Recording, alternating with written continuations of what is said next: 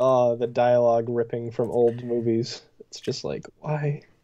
Dan, I have to introduce the show first. Hello, everyone. Thanks again for watching a Spoilercast. It's time for the Rise of Skywalker Spoilercast. I'm Captain Logan. Look, I told him we were about to broadcast. He didn't care. He just kept talking anyway. Look, it's Dan Torrey. Hi, how's it going, everybody? We are starting again. We're real professional today. We had some technical issues. Looks like we are live now, and the stream health looks okay, Dan. So hopefully we're okay. Today, Dan and I are going to chat about Rise of Skywalker. I'm already seeing a lot of folks in the comments. Thanks a bunch for jumping in. Folks watching live, we're going to let you guys direct our conversation today. We decided at the last minute to do this impromptu live and get some input from you guys. Partly, Dan, because this was such a bizarre experience for me. I think I would be so insanely scatterbrained just trying to talk about this. But I would be like the movie is, right? And then this happens, and then this happens, and then why does that happen? I don't know. What's the subtext? There is no subtext. That would be the whole review. So I'm gonna let you guys help us decide what exactly we're gonna pick apart and talk about with this spoiler cast. Dan, what was your immediate reaction walking out of this movie? Me and my friends had a wonderful time laughing at how bad this movie was. After the first 30 to 45 minutes, because that's when you kind of start to realize that nothing in the plot makes any kind of sense. So my immediate reaction after the movie ended, my friends asked me what I thought, and I said, this franchise is a complete dumpster fire now. And canon is stuck with it, and canon will always be stuck with this. Yeah, I was appalled that this was deemed acceptable to be released to the public. The last thing I expected out of this movie was that they would make a worse movie than The Last Jedi, because I'm in the camp where I don't like that movie very much. I think there are good individual scenes in it, and some of the thematic stuff that they were trying to get at is potentially interesting, but I thought the execution was just not great at all. And there's a lot of stuff in that also doesn't make sense. Like, it's also a bizarre piece, but man, everything's relative, because this is different from that. Yeah, I think The Last Jedi is at least an interesting failure. This is I don't think I would ever watch this again. Oh, I will, Dan. Reason. I absolutely will watch this again.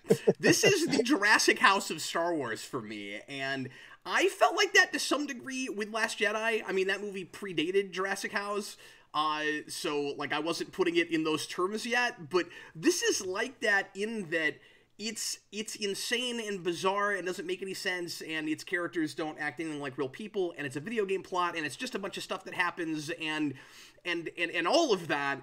And yet, it is really fun to look at. It is really fun to laugh at. It's very entertaining. I would recommend people go. Like, you won't be bored during this movie because the pacing is so frantic and nothing's allowed to breathe, or they don't stop for really any significant character moments. Like, there are token scenes where it does slow down a bit and people are talking, but it's mainly just people explaining things about their past we didn't see, or explaining elements of the plot that make it even more convoluted most of the time.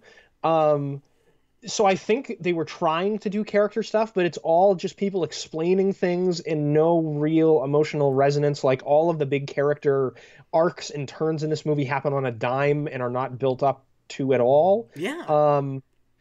So it's just very, very strange. So somebody asked how this compares to Justice League, and I want to start in that place because that was the big thing I was thinking about coming into this. Is it was, and also Terrio wrote this, and I mean, like, it's connected to Justice League in a couple of interesting ways. This is like that movie in that the last movie was really super polarizing, and whatever this was going to have to be an attempt by the studio at course correcting.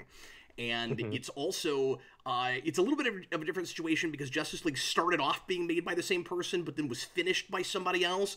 But this is made by somebody different than Last Jedi was, trying to fix the issues that a lot of fans had with that movie and trying to make people happy, but it's also a massive rush job in the way that that was. And the goal here ends up being a lot less about telling a story and a lot more about just trying to put out something on time that will make its money back. I think at the end of the day, that's the point here, is just, can we salvage this mess at all? And I think it is really comparable to Justice League in the situation. Of course, it's also really interesting because you got Abrams, who started the whole thing, coming back to finish it, which is a different situation than you had with Snyder and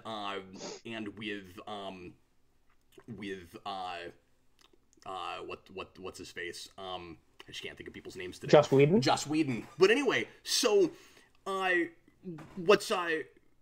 but I don't think it's exactly the same kind of experience as Justice League was, right? Like, I'm not going to say that this feels like a vision, because I know that it was apparently the same kind of thing as Justice League, that there was a lot of, trying to hobble together a bunch of stuff that didn't all fit together, and that there might have been a bunch of different endings they were running with and that kind of thing, but it still feels more of a piece than Justice League did. I'm not going to say it's a better movie than that, because it's not, but that movie, I understand how it wound up the way it was. This, I really don't get that.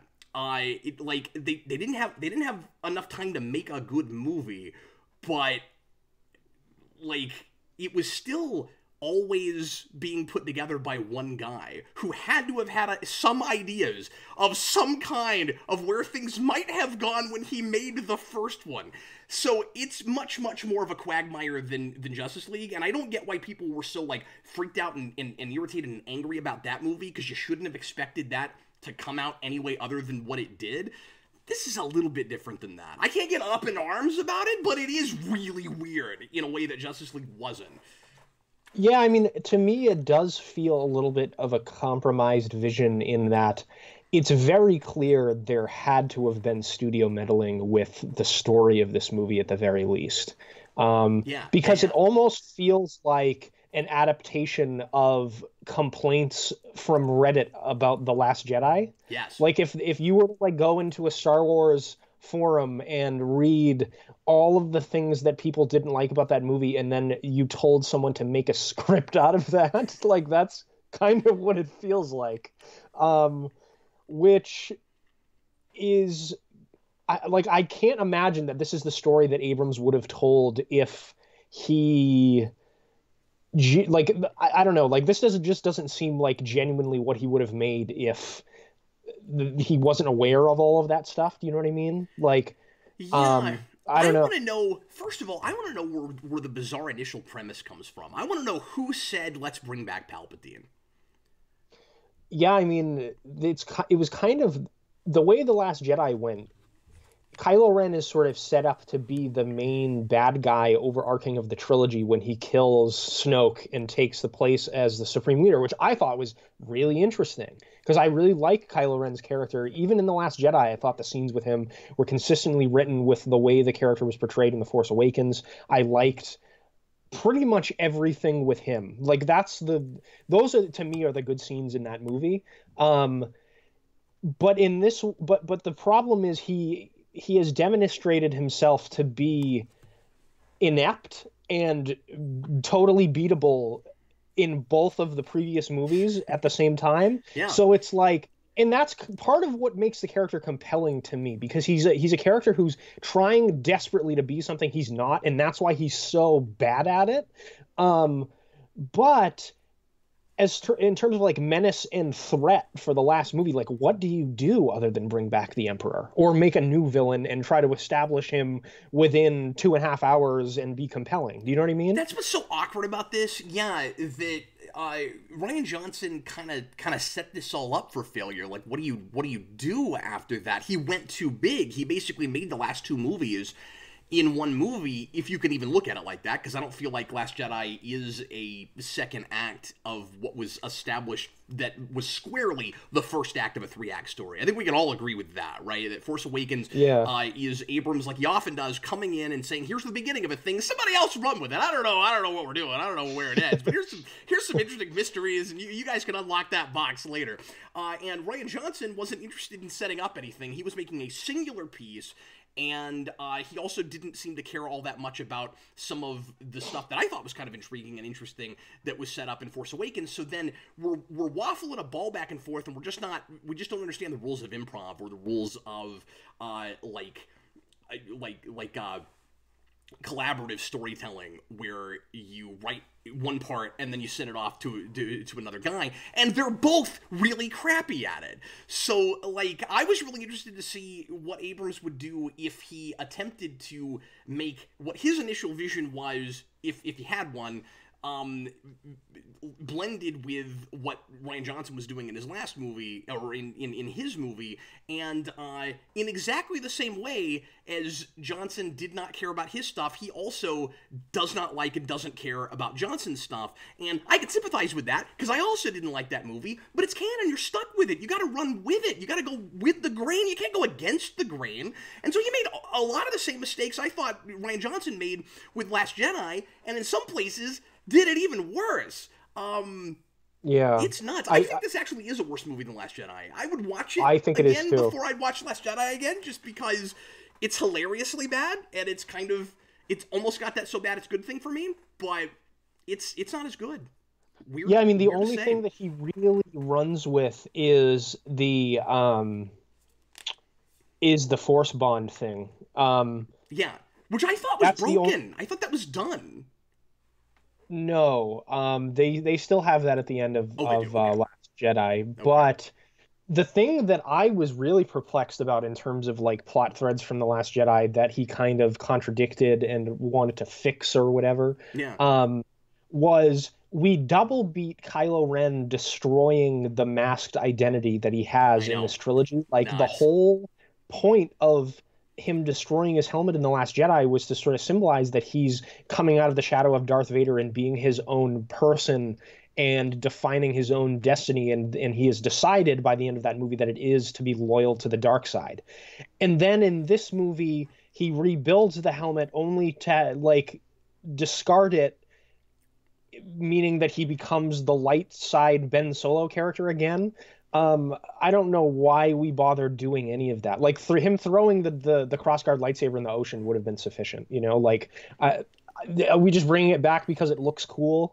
Like, I agree that the helmet looks cool, but a lot of what's done in this movie is just because it looks cool, or just and again, this is what's frustrating, is how much, because I said Abrams, and from interviews he's given, it's pretty clear that, of course, he's not happy with Last Jedi, but like, how many of the retcons in this from Last Jedi are because Abrams wants to go a different way and wishes he wasn't stuck with that movie, and how many of them are studio mandate things where, like you said, we're looking at the internet, we're looking at Reddit, and some of it might be Disney going, okay, people didn't like this thing from Last Jedi, so you have to contradict it. You have to find some way to go against that. And if you're gonna retcon, and we knew some retconning was going to happen, I was hoping it would somehow be a little bit more natural than it is in this, because it's real fanficky retcon stuff, particularly, I wasn't lying about your parents being nobody, they chose to be nobody.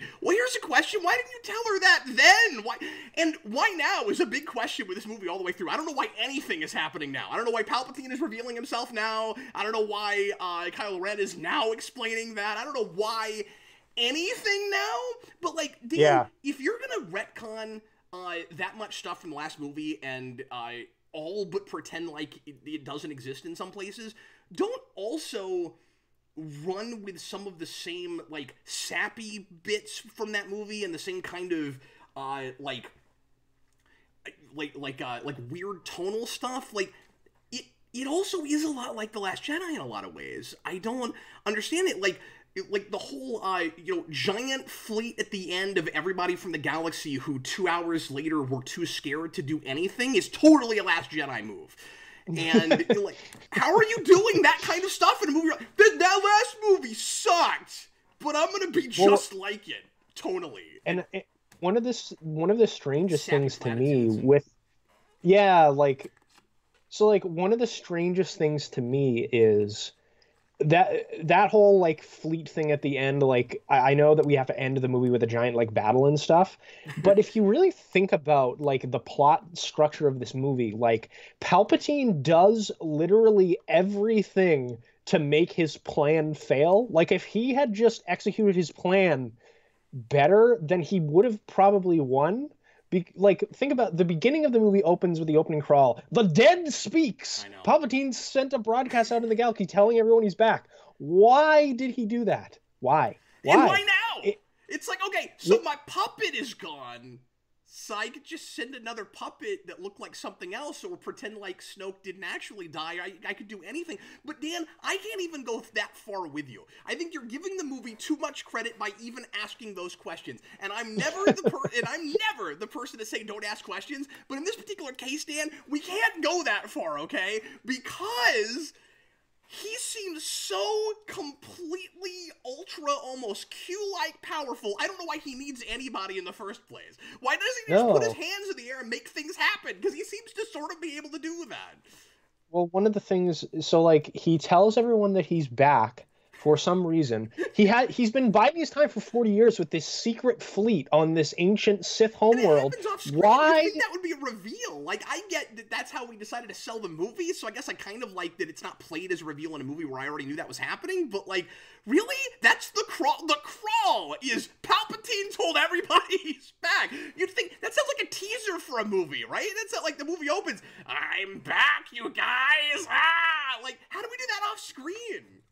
Yeah, you would think if you wanted to make a mystery movie or something to that effect, you would have saved the reveal that the Emperor is back as something that the characters over the course of their journey discover, instead of using like a MacGuffin to find a MacGuffin to find the secret planet where the secret bad guy is that created the bad guy from the last movie for no discernible like, it's just so convoluted and stupid. Like, I don't understand how anyone thought this was a good idea. We went to children on a playground and we just watched what they were doing and then we just wrote a movie.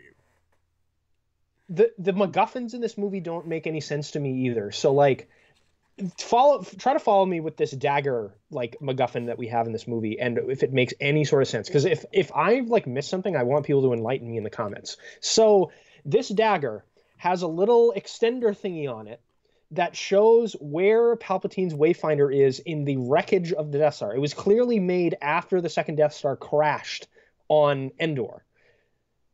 And the inscription saying what it even is in the ancient Sith language. And the dagger was in the possession of a guy who was one of Palpatine's servants who knew where Palpatine was. Why would that guy have a dagger telling him where to find a MacGuffin to find where Palpatine is if he already knew where Palpatine is? And why would that dagger be written in the ancient Sith language that only Sith can understand, which are the people that would know where the planet is in the first place? It doesn't make any sense. At all. And is that a thing that happens because like a script keeps getting like rewritten and noodled with and messed with, or did it start that way? Were we just not like it either is a thing that was being constantly monkeyed with, or it was written in a weekend at the 11th hour? Like it's one of those two things. I don't know. I have a question, and I also don't have any answers for you, Dan. I'd be happy to talk with you more about that, but I don't know. I also wondered about that. I didn't think that out as far as you did, because that gets really funny where it's like, only a person that already knows where it is would be able to read this to find out where it is, but they know that already. Yeah, no, it's insane. And is that also a thing that's just there to look cool? Like, okay, it's a you got to have MacGuffins because we're not actually telling a story, and so it's just going to be like a artifact finding thing, and the dagger looks cool. We got a dagger, and it looks cool. Look cool. I'll give it that for sure. So, here's a question: C-3PO has and I will throw out a quick minor like, because it's really hard to say things I liked in this except for really superficial stuff. Like, the movie still looks pretty good. It's A lot of the directing Yeah. is awful. A lot of the directing is awful. I love what Palpatine's crazy lightning planet looks like. I don't care that it's I don't know. It's a pretty like obvious thing to do, to have, like, it's real gimmicky to have just constant strobing effects, but whatever. It was fun. I enjoyed that. Like, whatever, especially in the context of this nonsense. I kind of enjoyed that. I felt like I was watching a high school play where somebody was just, flicking the lights on and off, but that was fun. Yeah. But like, I don't know, the scope of it's cool. It looks good. The broken down Death Star looked really cool. It was a well built set. It looked good. But like, Abrams has, and this is a point that Alexi made to me when he and I were talking about this on the phone the other day. Alexi said, so how come there's never any establishing shots or coverage of anything? We've got that scene at the beginning where you've got we're talking to Leia, and we'll have to talk about Leia because that whole thing is also really goofy. Yeah.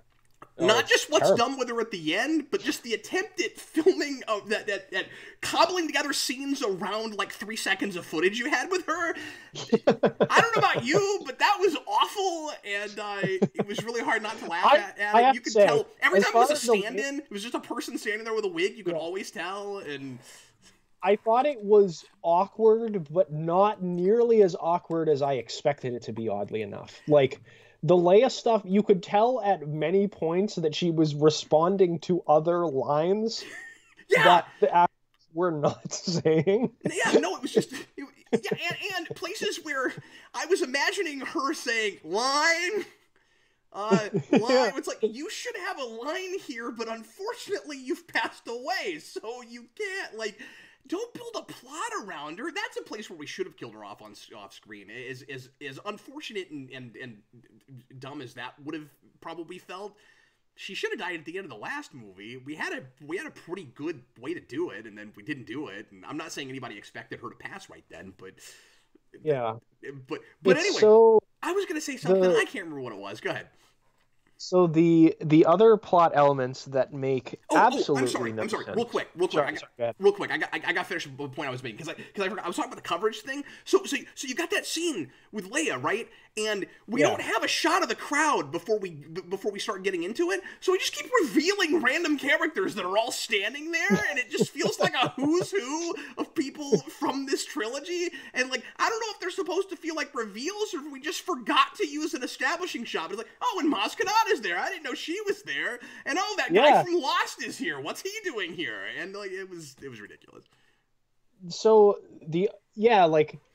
we'll get into the Leia stuff because it ties in more with the Kylo Ren stuff, which I'm sure we'll get into at some point. When she died, I felt absolutely nothing, which was one of the saddest moments for me in a Star Wars movie ever. When when Luke and Han died in the previous two movies, I didn't like that Luke died, but it still made me feel like, oh, like, not mad is the wrong word because it's ultimately just a movie, but like annoyed, like, oh, like they shouldn't have done that. When Leia died here, I was just like, who cares? Yeah. Like when Han died, I felt like there was an emotional resonance to the death in that movie because it meant a lot for Kylo Ren's journey in that film and everything. So like it was just very sad to me that we've gotten to the point where they kill off one of the main three characters from the original films, and I didn't feel anything at all. But going back to the plot stuff, that doesn't make any sense. So at the beginning of this movie, Palpatine calls on Kylo Ren and is like, I've been every voice that's in your head. And like, we have all the token voices and everything. And he tells Kylo Ren to go kill Rey. And then at the end of the movie, it's revealed that his plan was to lure Rey so that she could kill him and he could put his life essence in her body, or get them together to drain the life energy out of both of them so he could come back to life. Why would you instruct Kylo Ren to kill her at the beginning of the movie? I had that question all the way through. It's directly contradictory to what he actually wants to happen. Yeah. When you got to the end, I said all the way through. No, when you got to the end, I was like, yeah, why'd you? And he was like mad at Kylo Ren for not killing her, and he was like, oh, do you have your own plans? Yeah. And then it was like, oh no, what's really funny about all of this is that, let's take a step back and look at the director and look at how Abrams likes to make movies like this. He wants it to be the culmination of all 9 films and of the Skywalker saga. Which, Palpatine had never put anything in terms like that before. Where he's like, the Skywalker story, and I'm like, the Skywalker story. It was Anakin's story, and it was Luke, and you're not dealing with anybody whose last name is Skywalker now, so I don't know why we're saying that, but I guess you know what? He's so all-knowing. It's a meta thing. He read the script. He knows what the title is. His idea was to make that the title. I don't know why, because if I had been Palpatine, I would have gone with Eric's idea, which was The Emperor Strikes Back. That's clearly what the movie should have been. I wanted it to be Rise of Palpatine or something. That would have been awesome. Yeah, but it would have been nice play on words. The Emperor Strikes Back. That is my favorite right now.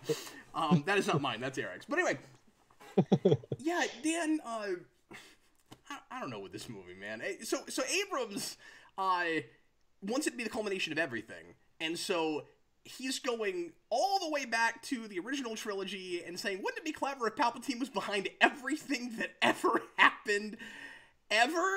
And then it just is also not just a remake of Return of the Jedi, but it's also a remake of Revenge of the Sith, which also in its own way was kind of Jurassic Housey. And now we've got another movie that is just doing Revenge of the Sith on steroids, and that's insane. We're just a dog chasing our tail now. So, like, he tries to do the exact same thing in this that he did with Anakin, where, like, instead of trying to seduce him with the dark side, he tries to trick her in exactly the same way. Where it's like, to help your friends, you have to strike me down. No. It's even worse than that. It's the same exact plot beat from Return of the Jedi. Remember in the throne room, the Emperor tells Luke to strike him down and tries to get him angry by showing him the view from the Death Star where the Rebel fleet is getting destroyed. And he's like, your friends have no hope.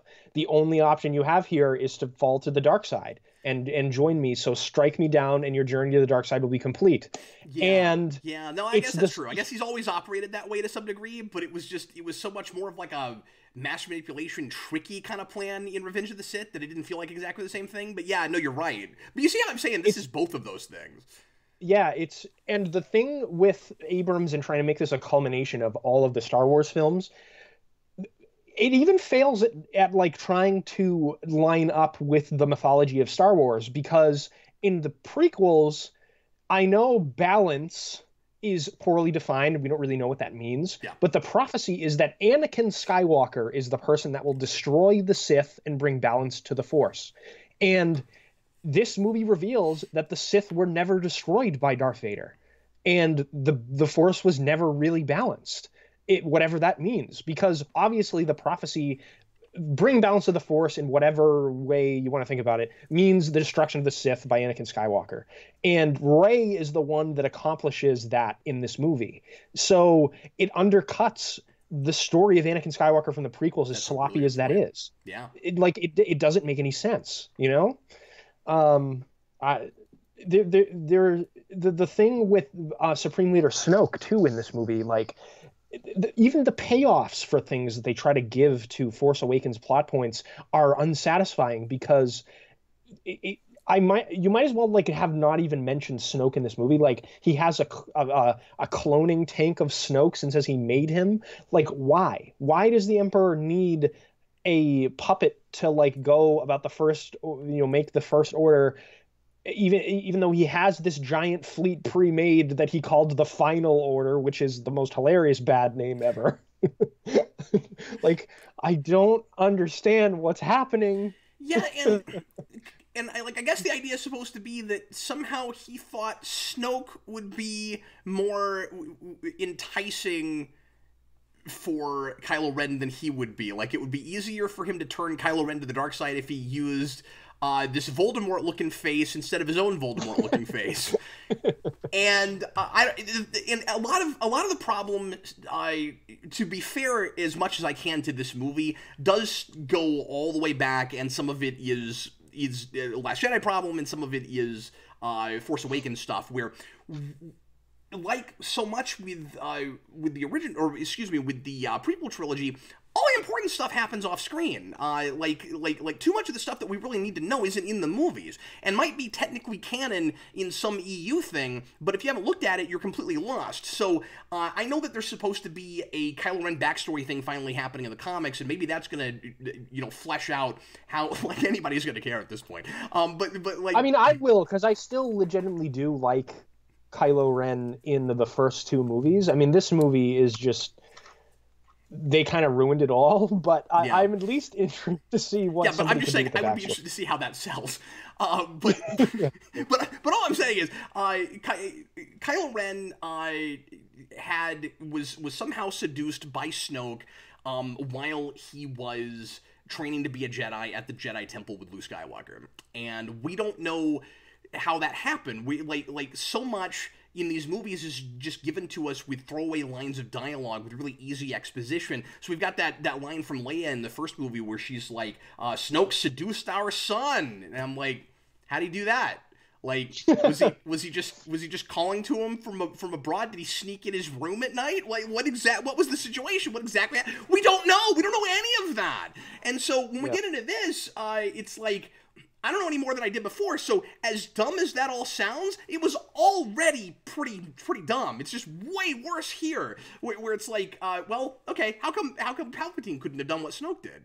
Like, yeah.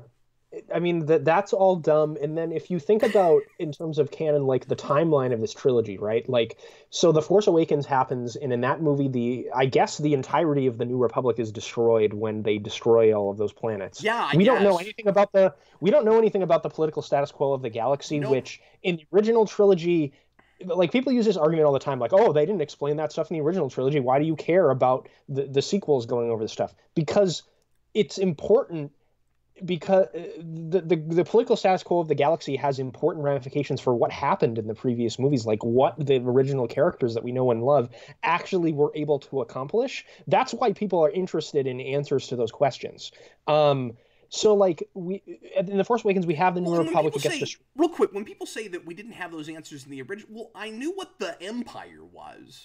Yeah, exactly. You know what I mean? Exactly. Like, so we've got the First Order, which is like initially a ragtag, like attempt to bring back the Empire, but it's maybe bigger than we're pretending like it is in Force Awakens. I'm not sure. Like, why do we have, this is one of my biggest issues with that movie, is like, why do we have a rebellion while there is a like ostensibly or allegedly benign there's regular government. I don't understand that. So how big is the First Order? It should be in the movies. Yeah. It should be in the movies. They need to be there.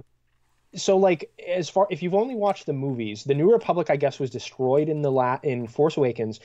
Last Jedi takes place, I think, literally hours after the end of Force Awakens, and they say the First Order reigns, like it rules the galaxy after they blew up those planets. Yeah, hours after. And then this movie takes place a year after the end of The Last Jedi. So the New Republic has been destroyed completely and then reinstated as the New Republic in the course of like 2 years. Yeah, that's a really good point. Like, I just don't. I don't know what's happening. That makes any sense. Let me ask you a question. Is this going to be...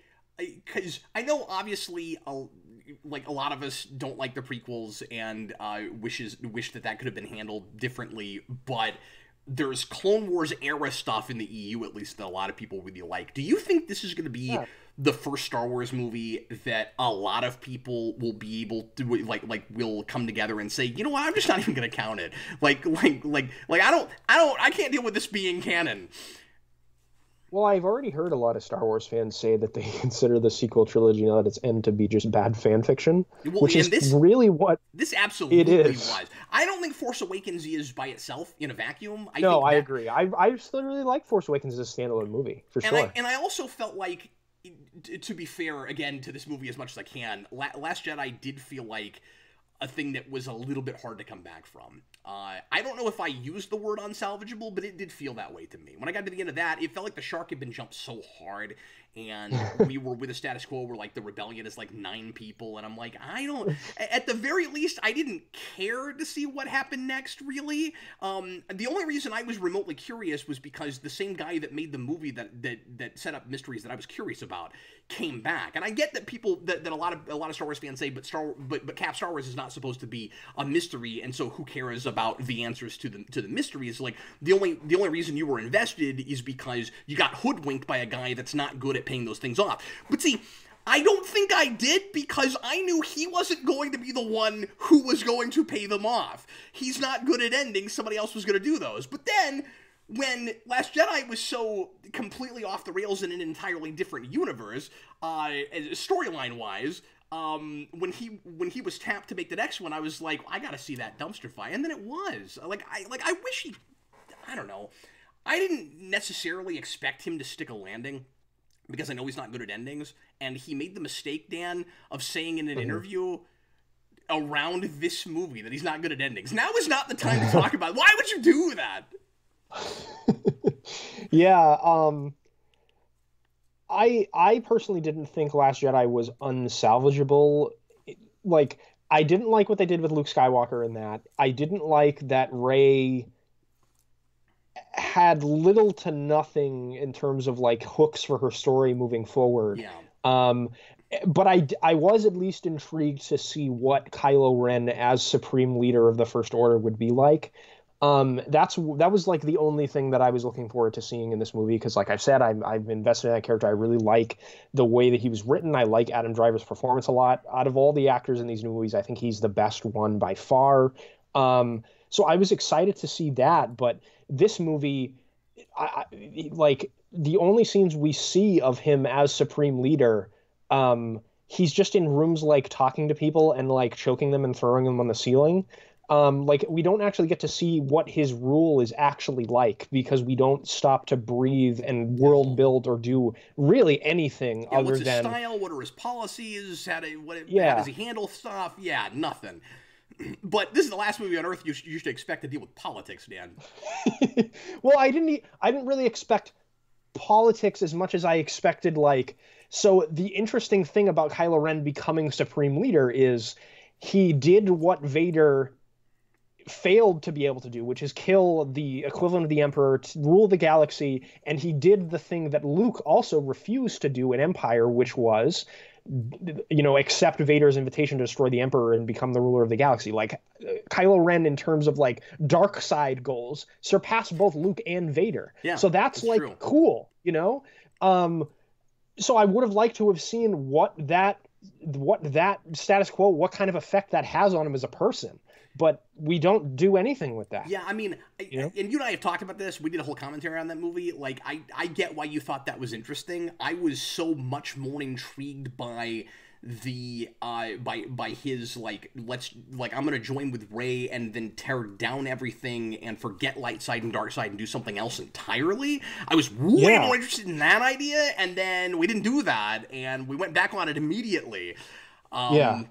So I don't know. Then that's another thing that this movie does, as far as going back on things, which infuriated me. There's about 3 fake outs for actual consequences of the plot in this movie. Like, we pretend that Chewbacca died. Yep. We pretend that C-3PO lost his memory. Yep. We pretend that Kylo Ren dies once, when then he actually dies later in the movie. I was just... so. The scene with Chewbacca and him, like the fake out of that, is like the quintessential representation of how terrible this movie is, because we have Kylo Ren on his nonsensical mission by Emperor Palpatine to go kill Rey. He finds her, and they have their like little, you know, altercation in the desert or whatever, and looks like Chewbacca died. We don't see any other transports before that, so I don't know what... They said he was on another transport. I don't know which one he was on. But anyway, he was on a different transport. They both think Chewbacca dies, and Kylo Ren, the guy that's on the mission to kill Rey, that's the whole reason that he went there, was to either kill her or capture him so he could do his own plan, as Palpatine speculated. He just lets Rey walk away and leave. He just watches her walk away and leave. Why? Like, is he, like, I get, you know, Chewbacca, his father's, like, you know, best friend, like, almost died in front of him, but, like, the whole reason you came here was to capture or kill Rey, and you just like stare at her as she walks away and don't do anything. Like, Isn't it, what are you doing? doesn't it sometimes feel in this movie like the movie itself is the same situation with Last Jedi into Rise of Skywalker, where scene to scene somebody's passing off the story to somebody else, Yes. and the next person goes, "Yeah, screw that crap. I didn't like that part, but I guess you wrote it down already, so I'm stuck with it." Okay, so Dan, we've been at this almost 40 minutes, and I gotta apologize to everybody because we haven't answered one comment or question, and we've not looked at the live comments at all. We've just turn a light on real fast. Been spinning our wheels.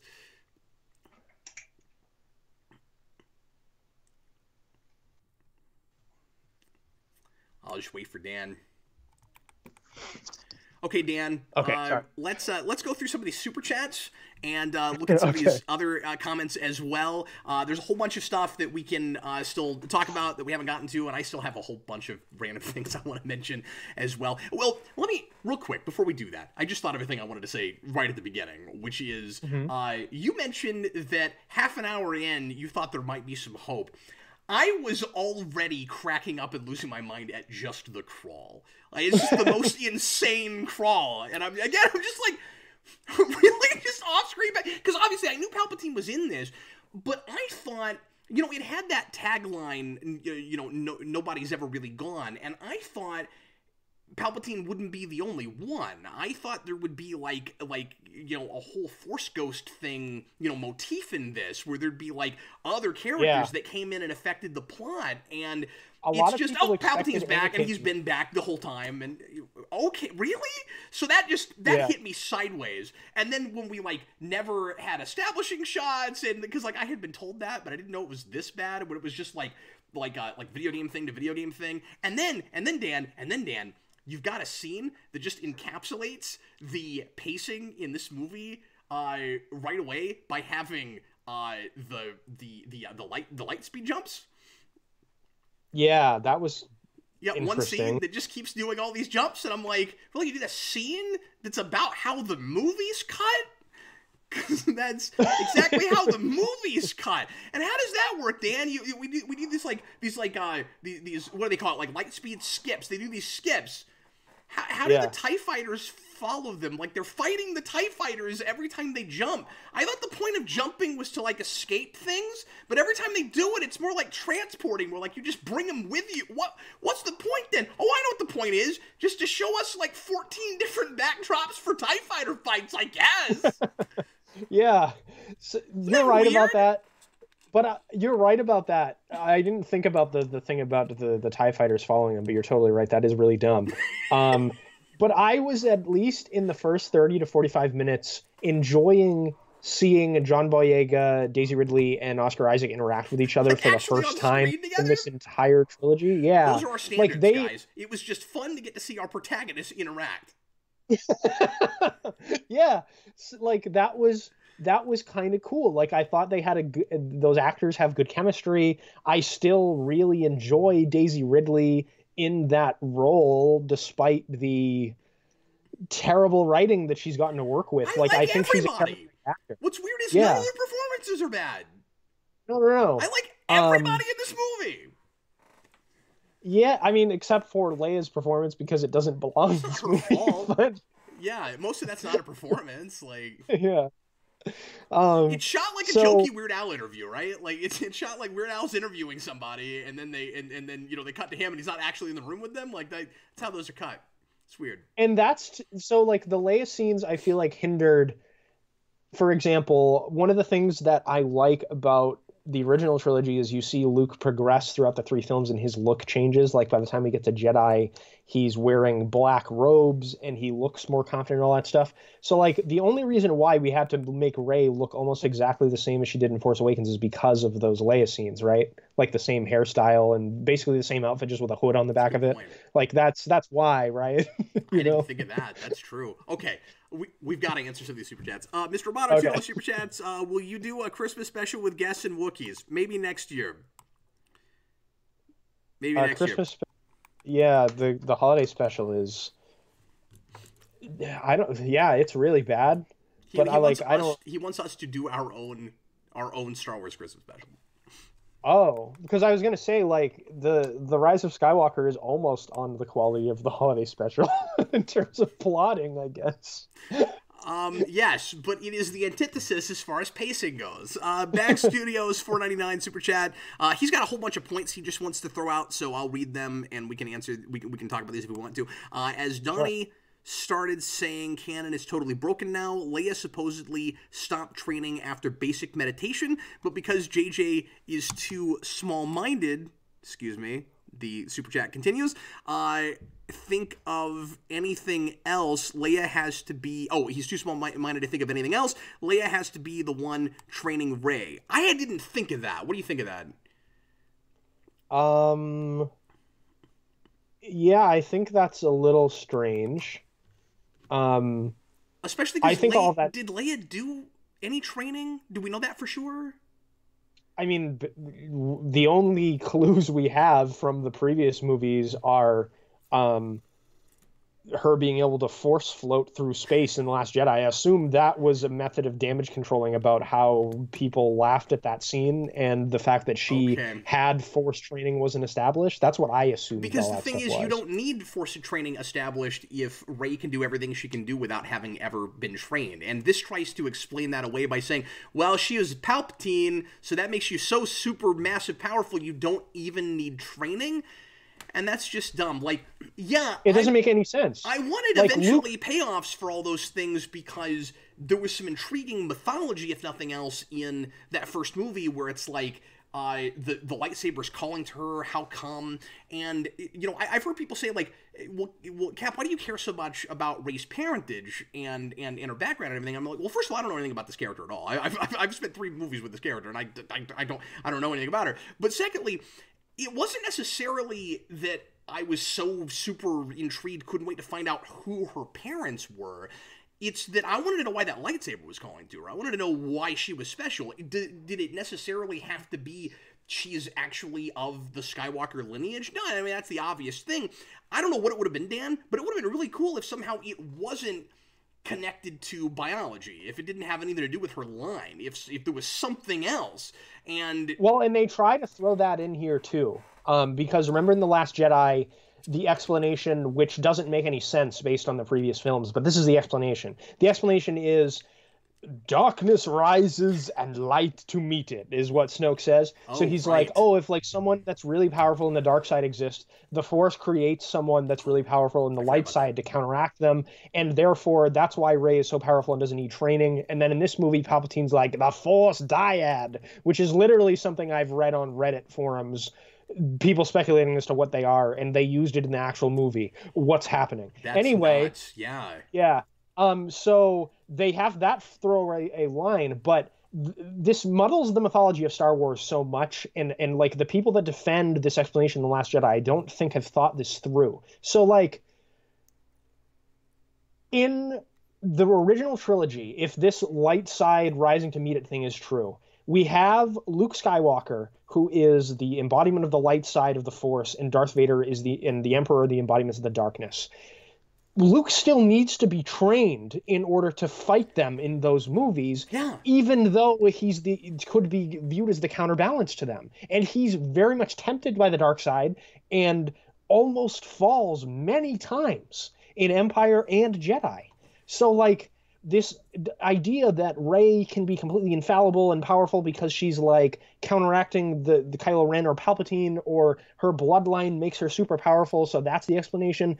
Luke Skywalker was literally the son of a guy who was born as a virgin to the Force. Like he was the chosen one in this ancient prophecy, and he still needed training and wasn't as powerful as Rey. Like Yeah. it doesn't make any So, sense. like, at the very least, it's not that interesting.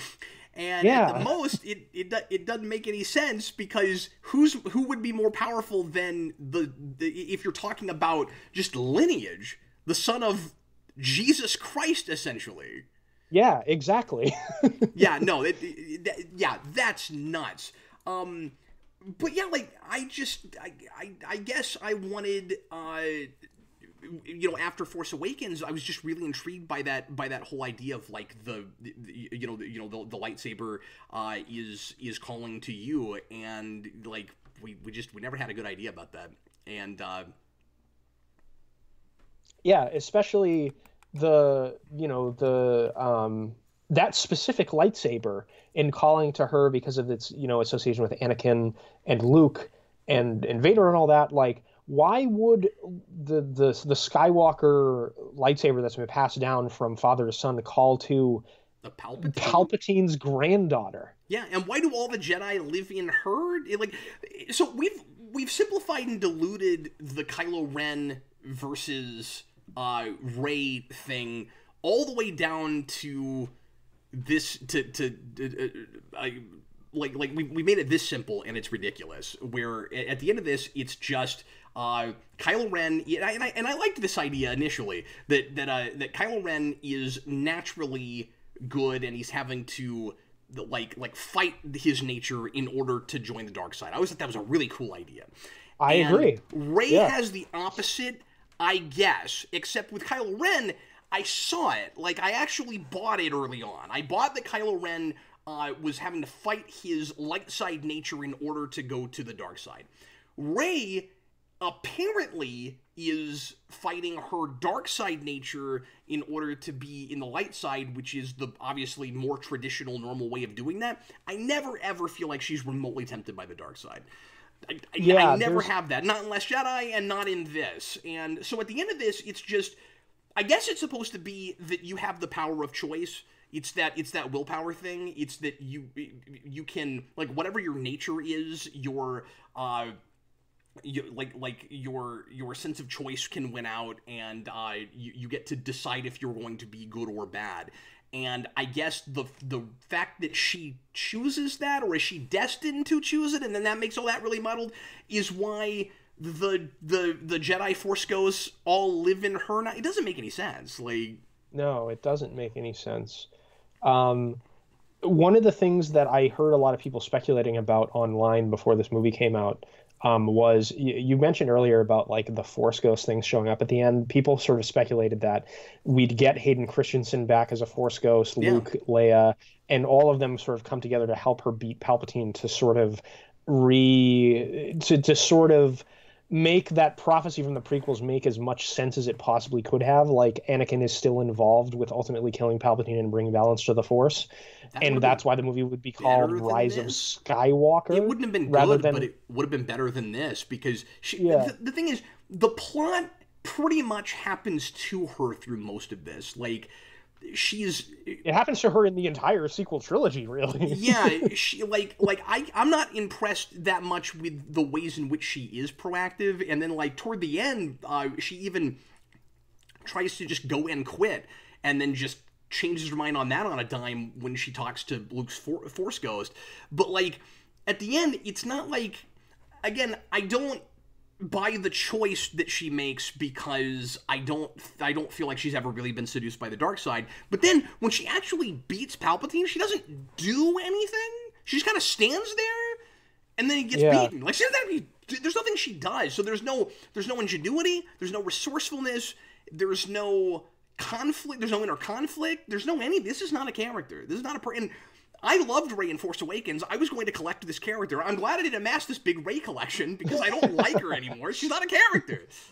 Yeah. I love Daisy one Ridley. of the things, to your point about her being tempted by the dark side, I think, so like the only things that we see in the previous two movies are whenever she fights, Daisy Ridley has a really angry look on her face, and even in Last Jedi, she yells in rage while she's like fighting the Praetorian guards at the end of that movie in the throne room fight. Yeah. And in Last Jedi, she goes down to that cave, and Luke is like, "Oh, you've been tempted by the dark," or she has a vision of it before she goes down there, and he says, "Oh, you went directly to the dark," but like that's all we get. Like, there's no, we don't see her actually struggling with her own nature and like that weighing on the choices she makes in the story. Like, it's just throwaway lines and facial expressions. That's it.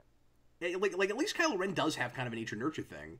He does, yeah. Until you get to this movie and he just hears his mom say his name, and then he's like, "Oh, I guess I'm not gonna be Kylo Ren anymore." So ridiculous. They do that. That's another thing it has in common with Justice League. The Han Solo thing is exactly like Pa Kent in Justice League, isn't it?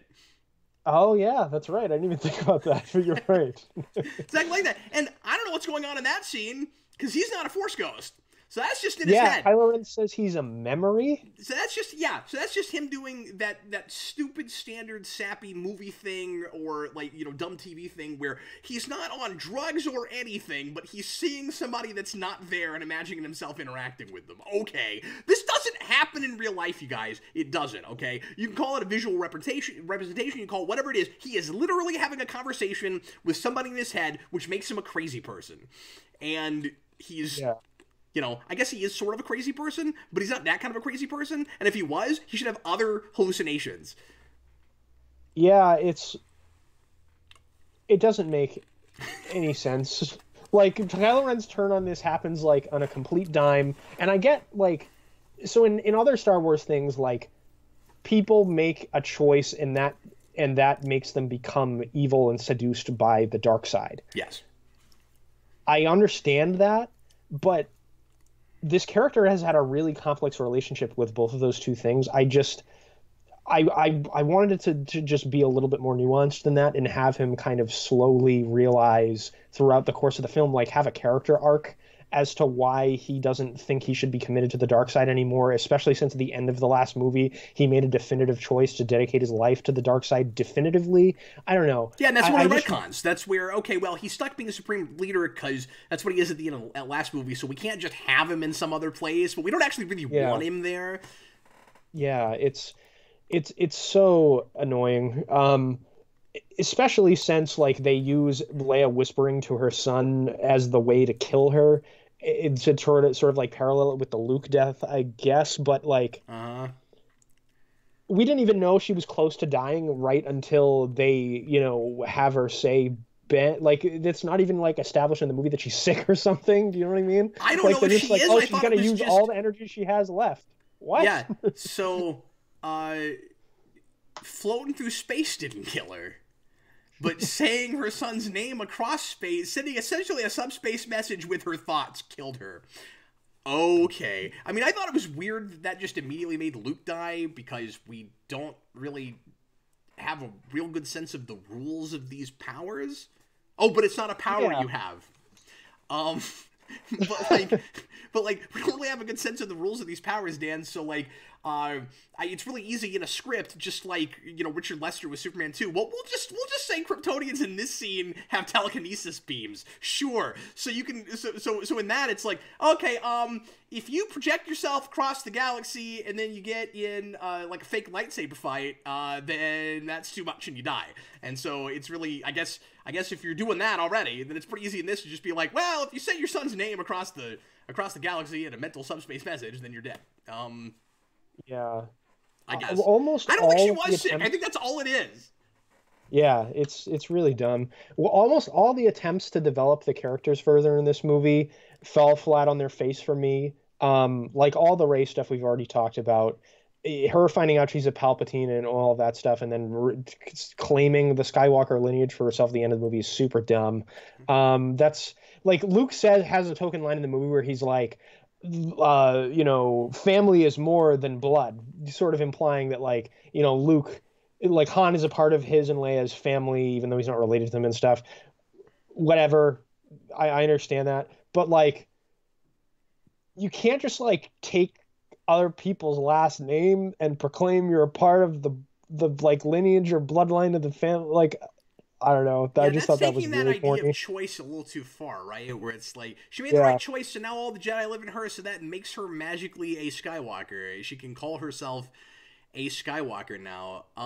Yeah, no, it's silly. Let me go back to the super chats. The end of that last Back Studios one was, I still say JJ is the last person who should have made this movie, since he's tied to his own movie that got thrown away, coming from someone who loves Last Jedi. He likes Last Jedi.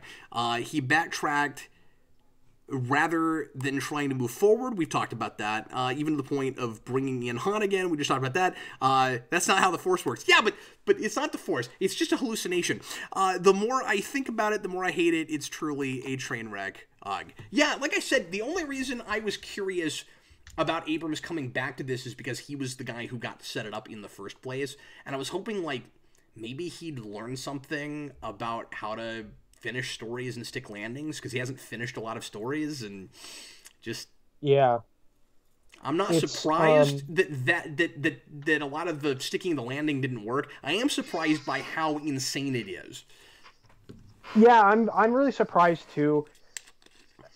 All of the attempts to kind of develop and further the characters in this movie, I think, fall flat on their face. Like the Rey stuff we talked about, the additions to Poe Dameron's backstory are so hackneyed, and it makes him into like a less unique character than I thought he was before. Like, so everyone called him like the new Han Solo because he was like the cocksure like ace pilot in The Force Awakens. But he's not Han Solo because he's dedicated to the cause of the Resistance from the outset. Yeah. And yeah. That distinguishes him from Han Solo and makes him a unique character. In this, they give him literally the same exact backstory as Han Solo to appease people who liked that he was a cocksure ace pilot and said he was the new Han Solo all of a sudden.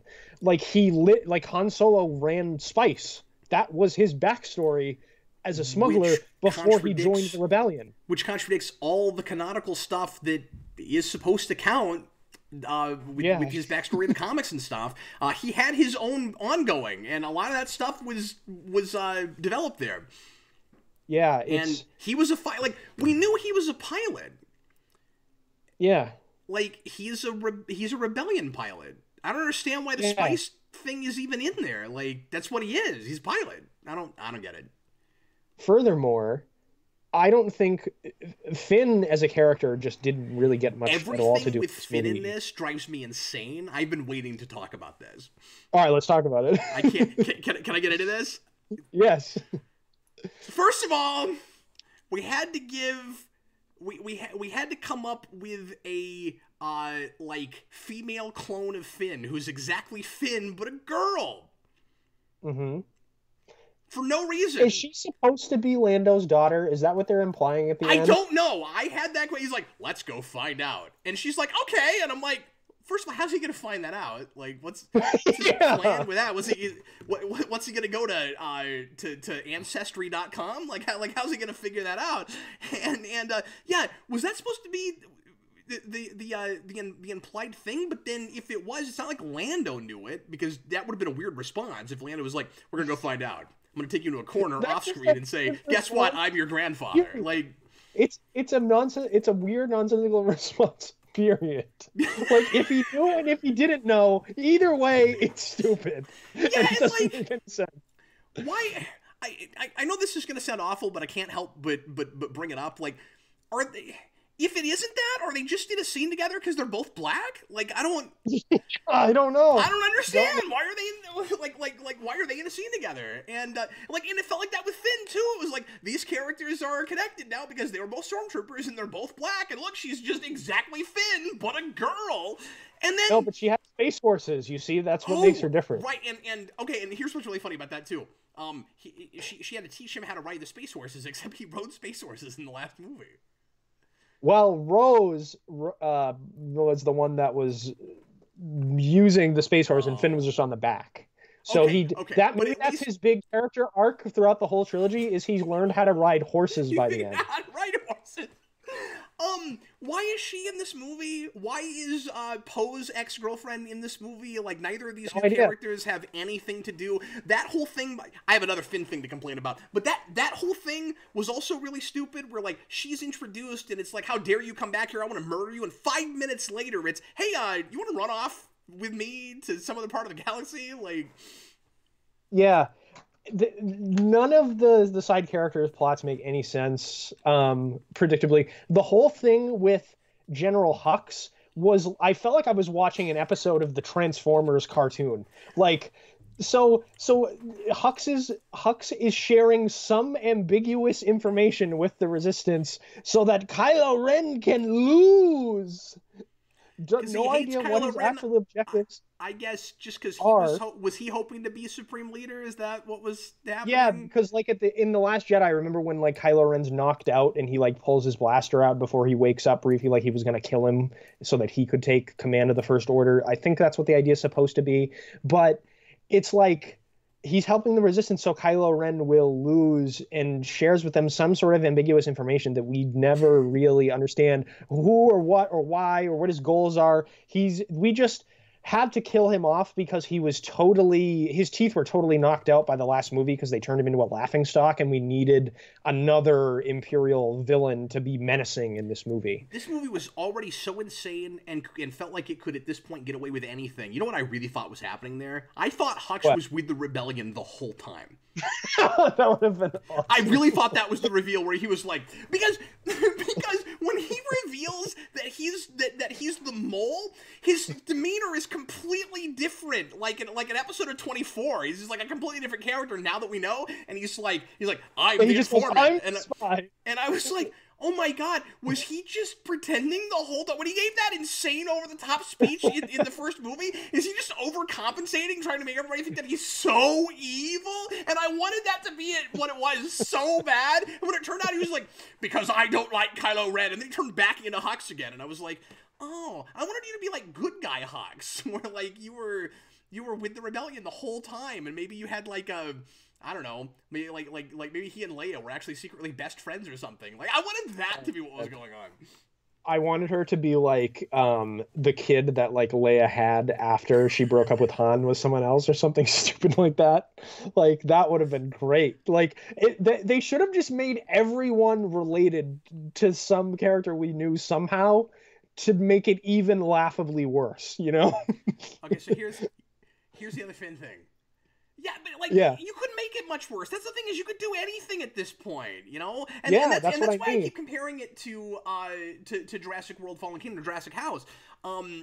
Because at the end of Jurassic House, I was like, they can take the dinosaurs to space now. It's fine. With this, they can take the droids to a dinosaur theme park. It's fine. Like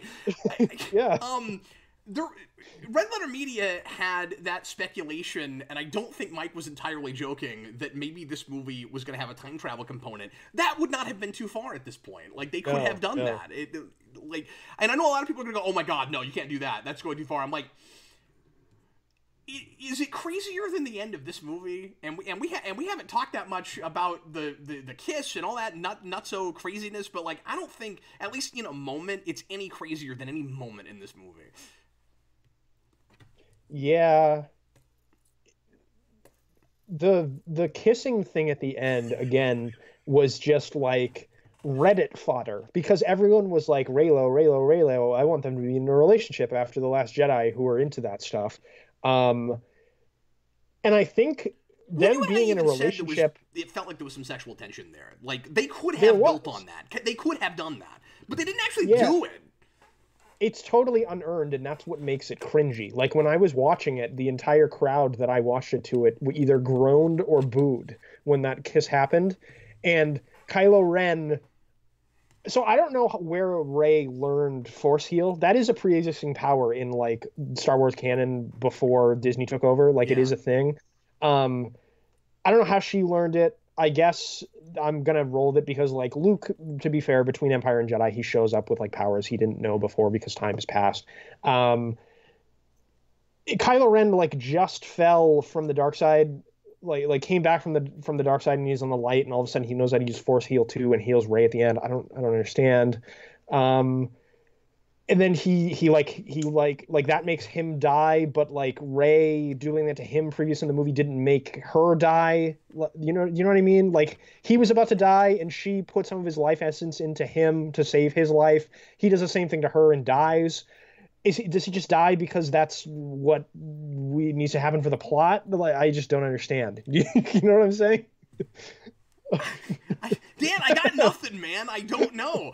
It was the single most hilarious melodramatic thing in Star Wars, and that is saying something at this point, okay? Because there's some not-so-hilarious melodramatic stuff, or at least, like, cringy melodramatic stuff, I think, in Last Jedi. But when you go back to the prequel trilogy, and you look at all the really silly, like, Harlequin romance novel stuff with Anakin and Padme, this takes the cake, man. This beats every single one of those scenes. It shouldn't be possible. But I went to the theater last night, Dan, and I saw Kylo Ren kiss Rey, who they didn't as you said, they didn't build to that. They didn't earn that. There was no sense. There was no way to know for sure if either of them ever felt anything about the other one. he makes out with Rey, and then he falls down, and then he disappears out of a robe. And if you're not laughing your face off at that moment, you watch movies differently than I do. Yeah, I was losing it. And there were some guys behind me that were rolling in the floor, and I was right there with them, man. It was not. And this was a crowd that was applauding at the big fan-pleasing moments at the end, which was more cringy to me than anything else in the movie. That just drove me crazy. But just because of the experience I was having. Like, I'm not trying to disrespect anybody, but like... No, I agree. I agree. I had the same experience as you, you know? Yeah, that's... I want to call like the whole fleet showing up at the end. I want to call that emotional manipulative, but like I guess it did manipulate some people, but it's hard for me to believe that it did. I don't know. It's so stupid because like they make it seem like everyone in the galaxy had like military equipment and the Resistance was just waiting for them to show up, and they didn't. Yeah, when they're like, it's just people, and then immediately after that you see like a Y-wing blowing the crap out of something, and I'm like, what? Oh, it's just people are flying around in Y-wings now, okay? Or whatever ship that was. Somebody's like, it wasn't a Y-wing. Yeah, I think it was a Y-wing. There were A-wings too, like all of the old ships they brought back for nostalgia purposes. Yeah. But it's like that was just really, really stupid. I think Lando's role in this story is completely inconsequential, and he didn't even need to be in this movie. Sorry, role? You can't call that a role. He just shows up, apparently... Why was he even there? He had some information or something? I don't even remember. He pointed them in the direction of where to find the dagger because him and Luke were tracking Palpatine's servant that was looking for Rey that had the dagger that told him where to go, where he already knows where to go. Oh, that's the thing is, there are characters that knew about Palpatine but never told anybody. Yeah, they didn't wait for the broadcast to go out to figure out what was going on. Broadcast. They call it a broadcast. They call it a broadcast. More super chats. Z and $5 super chat. The moment I laid eyes on the pickle Snokes, I defecated my heart. I couldn't believe the film was as bad as it was. I'm made Snick. Right there with you. But you know what, Dan? At least you got to do it. Yeah, so we got a lot of... So the thing that disappointed me of this movie is because Palpatine in the prequels is a meme machine. Like, he has so many, like, over-the-top, cringy dialogue lines, especially in Revenge of the Sith, that they are, like... That's great. So hilarious meme fodder, you know? In this movie, they don't have any new meme-worthy moments. They just recycle the old ones from the other movies. He says everything he's ever said before. Yeah, I bet 65% of his dialogue is recycled. Yeah, and one of the things I thought was strange, too, was why didn't they put any prosthetics on Ian McDiarmid's face at the beginning of the movie when he was, like, pale and stuff? He just looked like Ian McDiarmid with white eye contacts in. Like, that's it. Weird. Oh, you remember the part, Dan, where they also, like, melt his flesh even more than it was melted before? It's so stupid. Get out Revenge of the Sith, Revenge of the Sith, and yeah. $2 super chat. They fly now. They fly now. You had so much... like way too advanced tech in this. Everything is too powerful, and when everything is too powerful, nothing is. You've got, of course, the Star Destroyers with the Death Star attack. They should have said Death Star attack again, man. Oh God! Like, I love that we can't think of any technological threat to the galaxy or like any larger threat than planet-destroying technology. Like, that's like there's the lack of imagination in this trilogy is just astounding to me. That's the thing is, I've been hearing the phrase "creatively bankrupt" come up a lot, and it is that. But again, I don't think the goal is to be inventive. I think the goal is to find that perfect mathematical formula to get butts in the seats and to appease fans, to trick them into thinking they're getting what they really want. And we gotta stop doing that. We gotta stop trying to figure out what the fans want, just tell a story and hope that the people like it. That's how. Yeah. You make the fans happy by being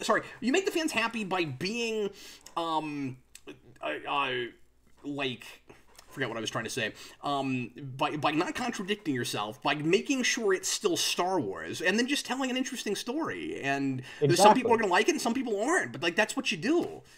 Well, I've seen a lot of people talk about how, you know, people that like The Last Jedi or think the Star Wars fan base is like toxic because there's a vocal minority of people that go on Twitter and like harass people. Yeah.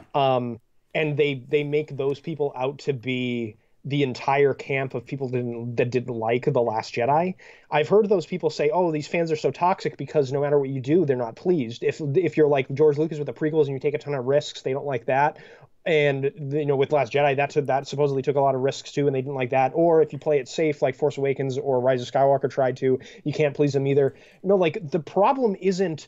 But all these things have one major thing in common, don't they? The story's bad in all of those cases. Like that's why people are upset. That's the reason why Star Wars is popular is because the original trilogy of films, even some of the issues that they have, they're very high quality films. They're some of the best films that have ever been made. That's why people have a high standard when it comes to sequels and prequels of Star Wars. There can be emotional resonance because those characters, by and large, act like you might expect a real person to act. It's really sad that that's where the standard is, and that we have to explain this to people. It bugs me. Like, the thing, all those you're not making anybody happy with any of those things because it's all surface. You're just trying to find the disparate elements to throw together in a pot to get people excited about a thing. I read a review today that said something I thought was kind of poignant, Dan, that said that what Abrams does, and I've never heard it put quite like this, what Abrams does is he puts on screen nostalgia that is masquerading as subversion. Mm-hmm. And I think that's exactly right. I think that's exactly what this is. Yeah, I think, you know, it makes me wonder, the things that I liked about Force Awakens were sort of subversive. Like we talked about, like Kylo Ren and how him being pulled away from the darkness by the light side and all that is really interesting because it's a subversion of Luke's journey, and all that. And even like him killing his father where Luke refused to, that's a subversion of Luke's journey. Like that's the interesting aspect of the character to me. Yeah. But I wonder if the gracefulness with which I thought that was executed in the first movie, how much of that Kasdan is responsible for and how much of it was Abrams, because taking Kasdan out of that equation resulted in this mess.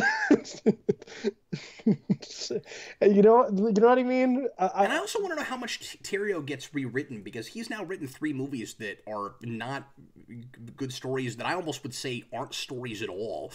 And no,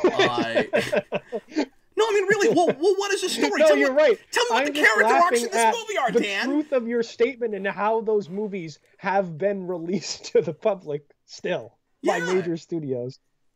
Yeah, it's okay. It doesn't have to be good. Eric said this to me the other day. He said Star Wars and Star Trek are in the exact same boat. Both CBS and Disney have this attitude of, it doesn't have to be good. It's Star Wars. It's Star Trek. People will watch it. That's the attitude. Yeah. And when it doesn't work, that remains the attitude. Again, we don't go to quality. We just go to, what is this missing that we should have thrown in? You know, like, what's that secret ingredient? Guys, it's not making Frankenstein monsters and just find people to tell stories. It drives me insane. Azim. Well, that's the thing. That's one of the things with this movie that's infuriating, because, like, the production of the movie from the outset, there were really bad signs. I remember I discussed this with you when it was announced, because Abrams was brought on so late after the Trevorrow deal fell apart because of creative differences with Kathleen Kennedy. Abrams was brought in on a timetable where they had to edit this movie while they were shooting it. Like, they didn't shoot the movie and then go into the editing room, edit the scenes to make them coherent and tell a coherent story. They were editing the movie as the dailies were coming out and all. Like, so this was a rush job from the outset. Yep. Like, that was what Disney asked Abrams to do. So you can't expect much, I don't think, you know. And that's the thing is, you know, are we coming down too hard on a thing that just shouldn't have come out the way it is? Yes, absolutely. But at the same time, like, I realize that blockbusters are hard to make and take a lot of time and more time than they had, and there's a whole lot of, fingers in the pot and all of that. But still, I think somebody in a weekend could have written a script that made more sense than the script and then filmed it. I really do. Like, yeah, I think you or I, in 48 hours, could write a script that made more sense than this.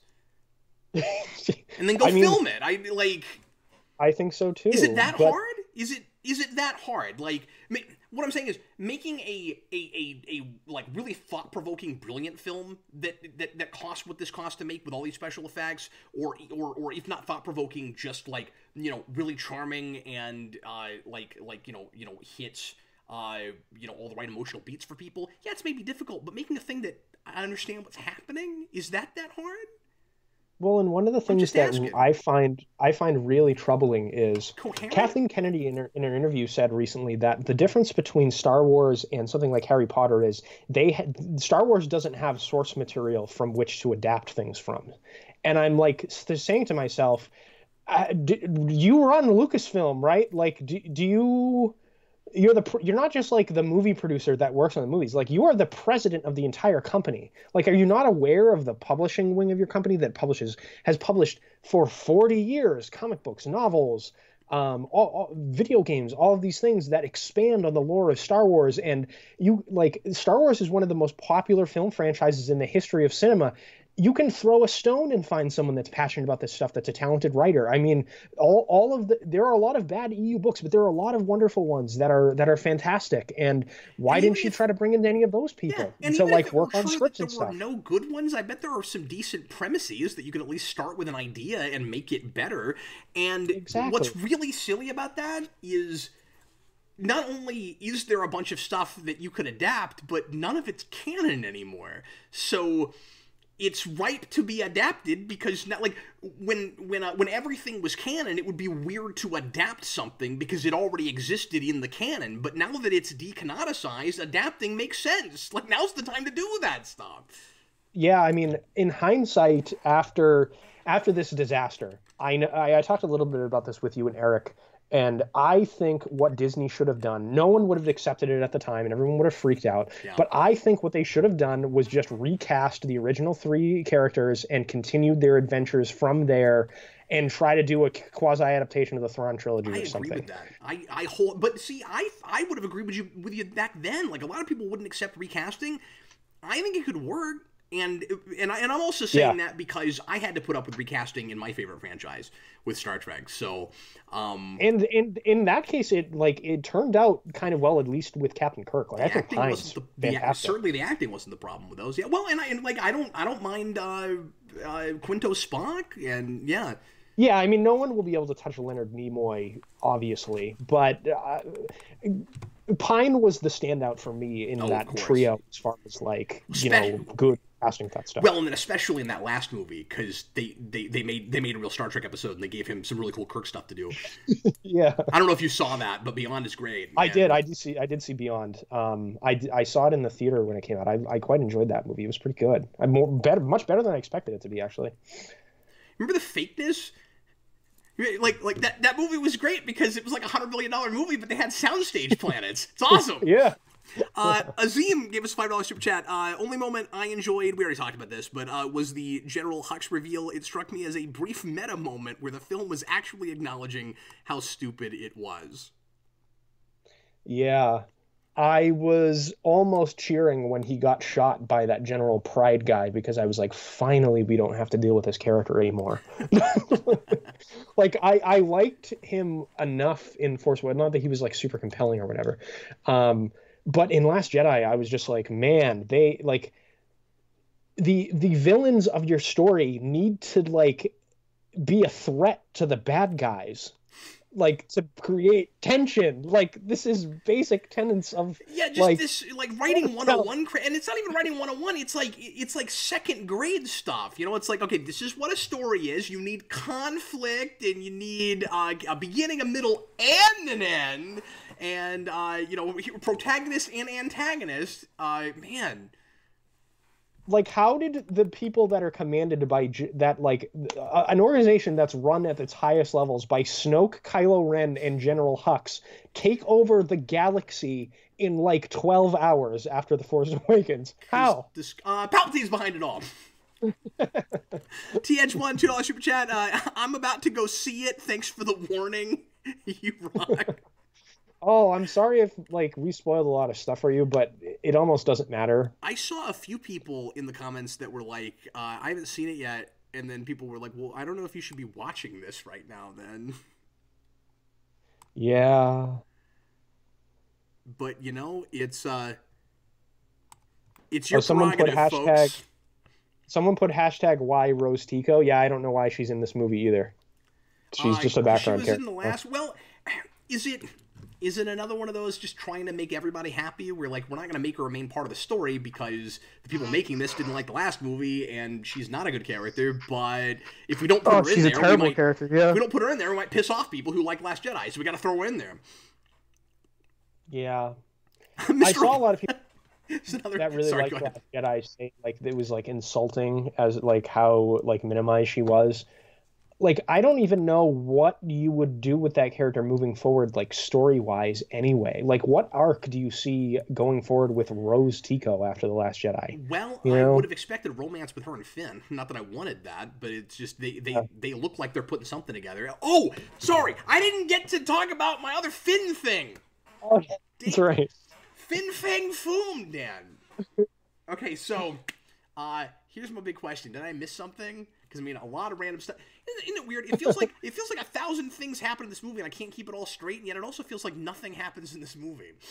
Yeah. Because I've heard people say like it feels like 4 different movies, but then when I get to the end, I'm like, well, it's pretty basic. It just has a lot of video game exposition. Like, okay, so Finn thinks they're all gonna die, and he says, "Rey, I've always wanted to tell you."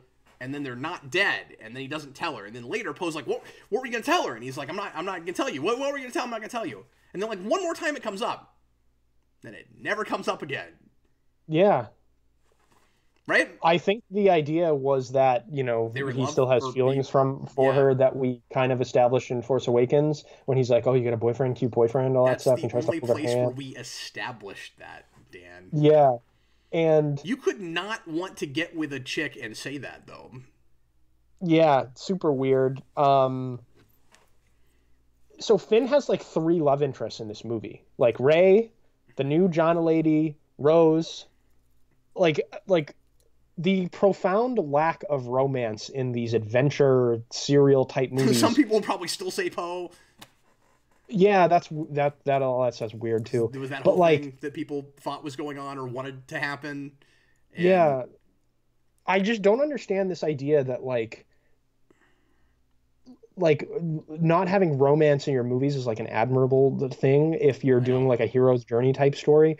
I guess we have that with Rey and Kylo Ren to some degree, but it doesn't come to fruition until the very end, and it's just like one token kiss, and then it's over. It's not just over, he's dead and disappears. Yeah, like romance is like a fundamental part of what it means to be human. Like, and if you're going to tell a story that's about like the formative moments in a hero's journey's life kind of story, like you would expect that stuff to be in there. I don't know. So Mr. Roboto puts weird. $2 super chat. What is Kylo Ren's tax policy and trade policy? Yeah, we'll never know. Yeah, who knows?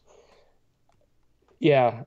Oh, another thing about the Knights of Ren that I thought was funny, and because we didn't really talk about that because everyone was excited. Oh, we're finally gonna get the Knights of Ren in a movie. Yeah. So the Knights of Ren, they're nothing. I have no idea what they are. Kylo Ren says they're his knights, and the First Order did not appear to know that Palpatine was around until recently. At least Kylo Ren didn't know. I don't know about that General Pride guy, and Hux didn't appear to know. But the Knights of Ren appear to be working for Palpatine at the end of the movie when they're like guarding him on the secret Sith planet and they fight Kylo Ren. Why are they loyal to Palpatine all of a sudden, not Kylo Ren if he's the leader of them? I don't understand. Like, did like how they even got there or how they knew where Exegol was? Do we just have them there because we want to see Kylo Ren fight them because they need something to do because people have been waiting to see them? Is that all it is? Is that all that's happening? I mean, it really is a Power Rangers episode. Oh, it's so missed opportunity. Missed So opportunity. I haven't made my biggest point yet. I keep forgetting to bring this up, Dan. When you get to the Sure. end of the movie, and finally this time we beat Palpatine. Yeah, how do you know though? Because he just came back from the dead, just all willy nilly. Like, I'm so Yeah, super and then powerful, I can bring myself back from the dead, and then Rey beats him with the power of all the other Jedi, and then this time he gets his face like so melted, it's never coming back from that, right? Except if your internal logic is so broken, or you don't care about it to the point where you can just say, well, if you have a really powerful character, they can just bring themselves back from the dead.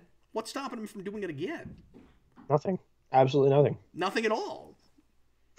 No, it's really stupid. So how's this a culmination of anything? Like, he's just a Saturday morning cartoon character where, like, no matter how many times you throw the Joker in the ocean, he's coming back. Like, One of the things that doesn't make about this sense about this movie in general, like they have a throwaway line where it's like, "Oh, Palpatine may have came back with Sith cloning or something." They're really ambiguous as to how he even came back in the first place, if that's the actual body originally. because someone else would have had to have done it. Yeah, so we don't know. All they had to do was say how... Kylo Ren did it, right? Well, yeah, well, maybe, but like the only thing that we know is that maybe that's what happened. But the body that he's in appears to be really weak and decrepit, and he needs that like machine to move around. So it was a cloned body. Why would he need that? I don't understand any of that. I assumed he force ghosted his spirit back into his own body in like a grave or something, and then brought it back. But like he wouldn't have gotten buried because he just like because he falls down a shaft in Return of the Jedi at the second Death Star and explodes. Yeah, so there is no body. And yeah, the whole like I realize that we want to like bank on the Death Star iconography from Return of the Jedi, but doesn't the second Death Star get like vaporized when it blows up? Like, was there even wreckage to be had like in that size? Do you know what I mean? Yeah. When the Death Star explodes, it appears that like there's nothing left of it. That's a really good point. Yeah, would there be this big giant section? And of course, the throne room's got to be part of what didn't explode. Yeah, exactly. It's a whole mess. Ren Davis, just wait in 2055, they'll bring Palpatine back. Oh. Noah O agrees there shouldn't have been wreckage. Ren Davis says Plagueis would have made it better. So in hindsight, do you wish that's what they had done? The whole Plagueis thing? So, like, the only reason I think Darth Plagueis is at all interesting is because I've read an EU novel. For people that haven't read that EU novel, it's going to be just as dumb as, Palpatine. Like, what are they going to make Rey related to Palpatine's alien Sith master? You know, yeah. like, I don't know. It's so stupid. Back Studios $4.99. At least Chewie isn't ruined. I mean, positives are really hard to come by here, and I guess the action is really good. And did you get my Clone Wars super chat? I'll go back and look. I guess I missed that one. Even the Chewie stuff is dumb because it's, again, Reddit I think theory it would have been better if he actually just died there, and because there would have been some at least a little bit of weight to that, right? Where it's like Rey is, and isn't that dumb? Her having lightning powers right then is foreshadowing that she's a Palpatine. Have you thought about that? Yeah. So it's like, oh, I got lightning powers and I screwed up and I killed Chewie. Like, at least there would have been a little bit of weight to that, and you would have had the sense that she is succumbing to her dark side and she can't control her powers when she's too emotional. I wish they just let him die there, especially because I don't care about any of these characters at this point. So kill whoever, I don't care. Well, and the thing too is like, the Force sense that these characters have in this movie only work when the plot needs it to. Like, you know how you, like in the previous movies, like Jedi and Sith can like sense the presence of other Force sensitives around them, like when Darth Vader senses Obi-Wan's presence on the Death Star. So we forget about that a lot. So Rey, when they get to Kylo Ren's ship, which the way they get on that ship is the dumbest. Like they put a little medallion in their ship, and all of a sudden the First Order loses all ability to look out their window and see that a non-First Order ship is coming inside, and they let it in. It doesn't make any sense. But anyway, so they get on the ship, and Rey can sense that Chewie is alive all of a sudden. Somehow. Why could she not sense that he was alive when the transport blew up? Yeah. Why? Just for forced drama, Dan. Yeah. It doesn't make any kind of sense. And when the whole thing with when Kylo Ren's like on the planet looking for them, and they're actually on his ship, and he senses that Rey is close. She's like in a ship hovering in the atmosphere of this planet. Like she shouldn't feel like, I don't know. The full Force sensing each other thing, like it only works the way the plot needs it to in this movie. But that's true of everything. Yeah. Like basic normal logic only works the way the movie needs it to. Okay, so that Clone Wars super chat that Back Studio sent in, I don't totally get this. I'm just gonna read it phonetically what it says. My only hope is we get a Clone Wars yo. I don't know why he said yo. I don't know what that means. Fixed this. How the real Clone Wars fixed the prequels to a degree, and maybe we could see the cut out 20 minutes. I'm not sure what he's saying. Is he saying that extended universe material will be able to salvage the terribleness that is the sequel trilogy, just like expanded universe stuff did with the prequels? Yeah, maybe so. I think potentially. The thing about the prequels that I think the expanded universe material has able to make them better is that the prequels have a lot of good world building stuff for the mythology of Star Wars, and the general premise of Anakin's arc is compelling. It's just that the execution is terrible. So if you have ancillary material that like makes that a little bit better written, that's why I think that stuff is salvageable, and people were already invested in a lot of those characters going into the prequels. The thing with the sequel trilogy has that those ones don't is like, I don't care about any of these characters. Like I'm not even somewhat invested in Rey in the same way that I was about, like, for example, Ewan McGregor's version of Obi-Wan, because I loved the Alec Guinness version in the old movies. You know, like Rey has no connection to anyone that's compelling to me. Like the granddaughter of Palpatine is not someone I've ever wondered about knowing things about in Star Wars canon, you know? Well, like I just don't care. Somebody asked the question in the comments, like, when did he have a daughter, a kid, and son, grandkids, and when did you like? Yeah, and was that about the way they worded it was so when and who did he knock up? That's because it must have been on accident, since he seems, well, it's I mean, it's contradictory too, but like at first it seems like Palpatine's whole thing is I'm afraid of her power, and then it seems like it's I want her power, and I don't know what's going on. And one of my favorite things from that scene with Palpatine at the end is when he uses Force lightning to make a Force storm in the atmosphere, which is a EU Force power thing, Force storm. But it works like an EMP that only works on good guy ships. Like we see the shields, or whatever that wraith, the generator thing on top of the Star Destroyer gets destroyed, because we got to do that because it's from Return of the Jedi.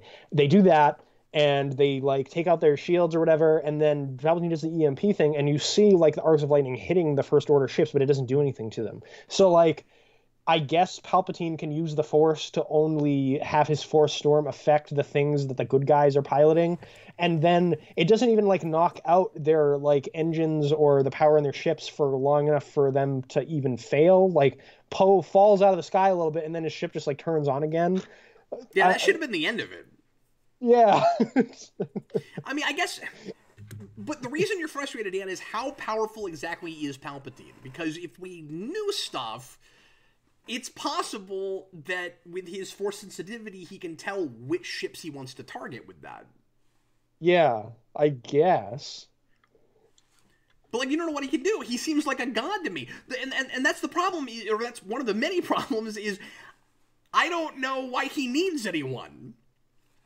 Like, he already seems pretty freaking powerful. I don't know what like, this is why it starts to feel like Power Rangers, where it's like we just bandy around the word power ambiguously, and is like, I need power, I need more power, and if we take this Megazord, we combine it with this other Megazord, we have two other Megazords fighting with it, now we can beat the bad guy, you know, and like, it takes, we've only got 5 Rangers right now, but if Tommy shows up, we can win, like, it feels like that.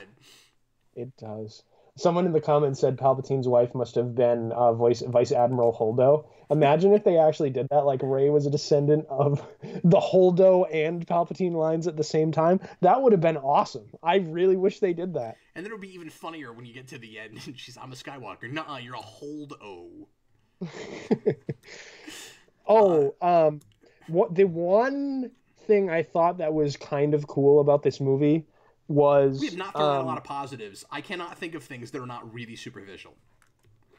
Yeah, like the thing I was going to say was superficial. So at the end, we see Rey with her own lightsaber, and it appears to be made out of her staff, and it has a yellow blade. I thought that was kind of cool. That's all Eric wanted through this whole trilogy, and we get it right at the end, and she doesn't even get to use it. Why is Leia's blade also blue? Because I don't know. She has a cool looking handle. She has this like kind of like lady lightsaber handle. It feels like an effeminate handle. It feels like we're doing the same thing with lightsabers in this that we did with the wands in Harry Potter, where it's like you got the girl wands and the boy wands. It kind of feels like that. But it is a cool looking lightsaber, and then you turn it on, it's just blue, and I'm like, oh, okay. I thought she'd have a different color. Yeah. And again, it's Power Rangers. All I care about now are colors. One of the things that has disappointed me about the sequel trilogy in general is the only light side lightsaber colors we've gotten, besides like in flashbacks with Luke's green lightsaber, is blue. Like, I would have liked to have seen some of the EU colors before, like yellow, for example. Even another green lightsaber would have been cool, you know? I wanted Rey to have a purple saber. Yeah, that would have been cool. Especially since her whole thing is she's struggling with the light and the dark, and that's in the EU what the purple lightsaber is supposed to represent, is someone that sort of like walks both sides of the Force lightly. I didn't know why that was cool. I just like purple. And yeah, me too. Rey might be a good character to give a purple lightsaber. TH1, $2 super chat. The Fortnite scene was get off ship Jedi mind trick. I don't know what that means. I don't know anything about Fortnite. I know they're doing a Star Wars Fortnite crossover, but other than that, I don't know what he's talking about. Yeah, I'm not sure what he's talking about. What else do we need to make sure we mention, Dan? We're coming up on 2 hours. We're at an hour 40. Too. I'm trying to think of the things we didn't touch on. Bottom line is, for me, this was the most entertaining abomination of film I've ever seen. Jurassic House still wins out for me, but it's up there. It's definitely up there. Because it is an abomination. Like, this may be one of the worst big blockbusters I've seen in a long time. And that's saying something. Just because of my investment in the property, like with Batman v Superman, I'm a DC fan. Kind of.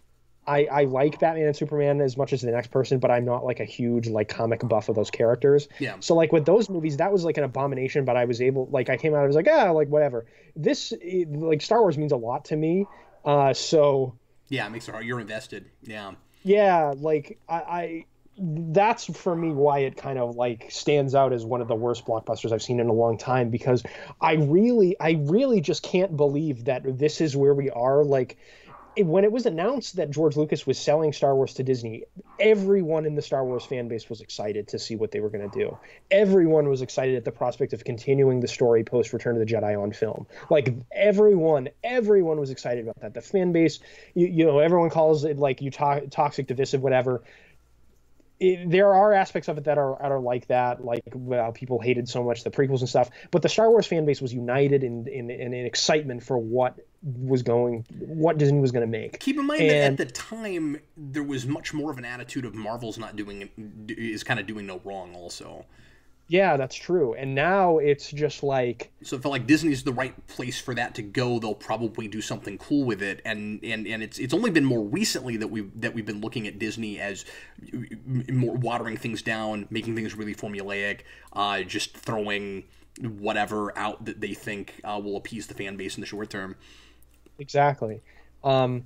But we're at a place where like episode 7 like was one of the top grossing films of all time. It was got a really positive response at the outset. Like people caught on to the fact that it was a sort of a soft remake of A New Hope in some ways, which I understand those complaints, but I still really like that movie for what it is, in the new characters that it introduced and all that.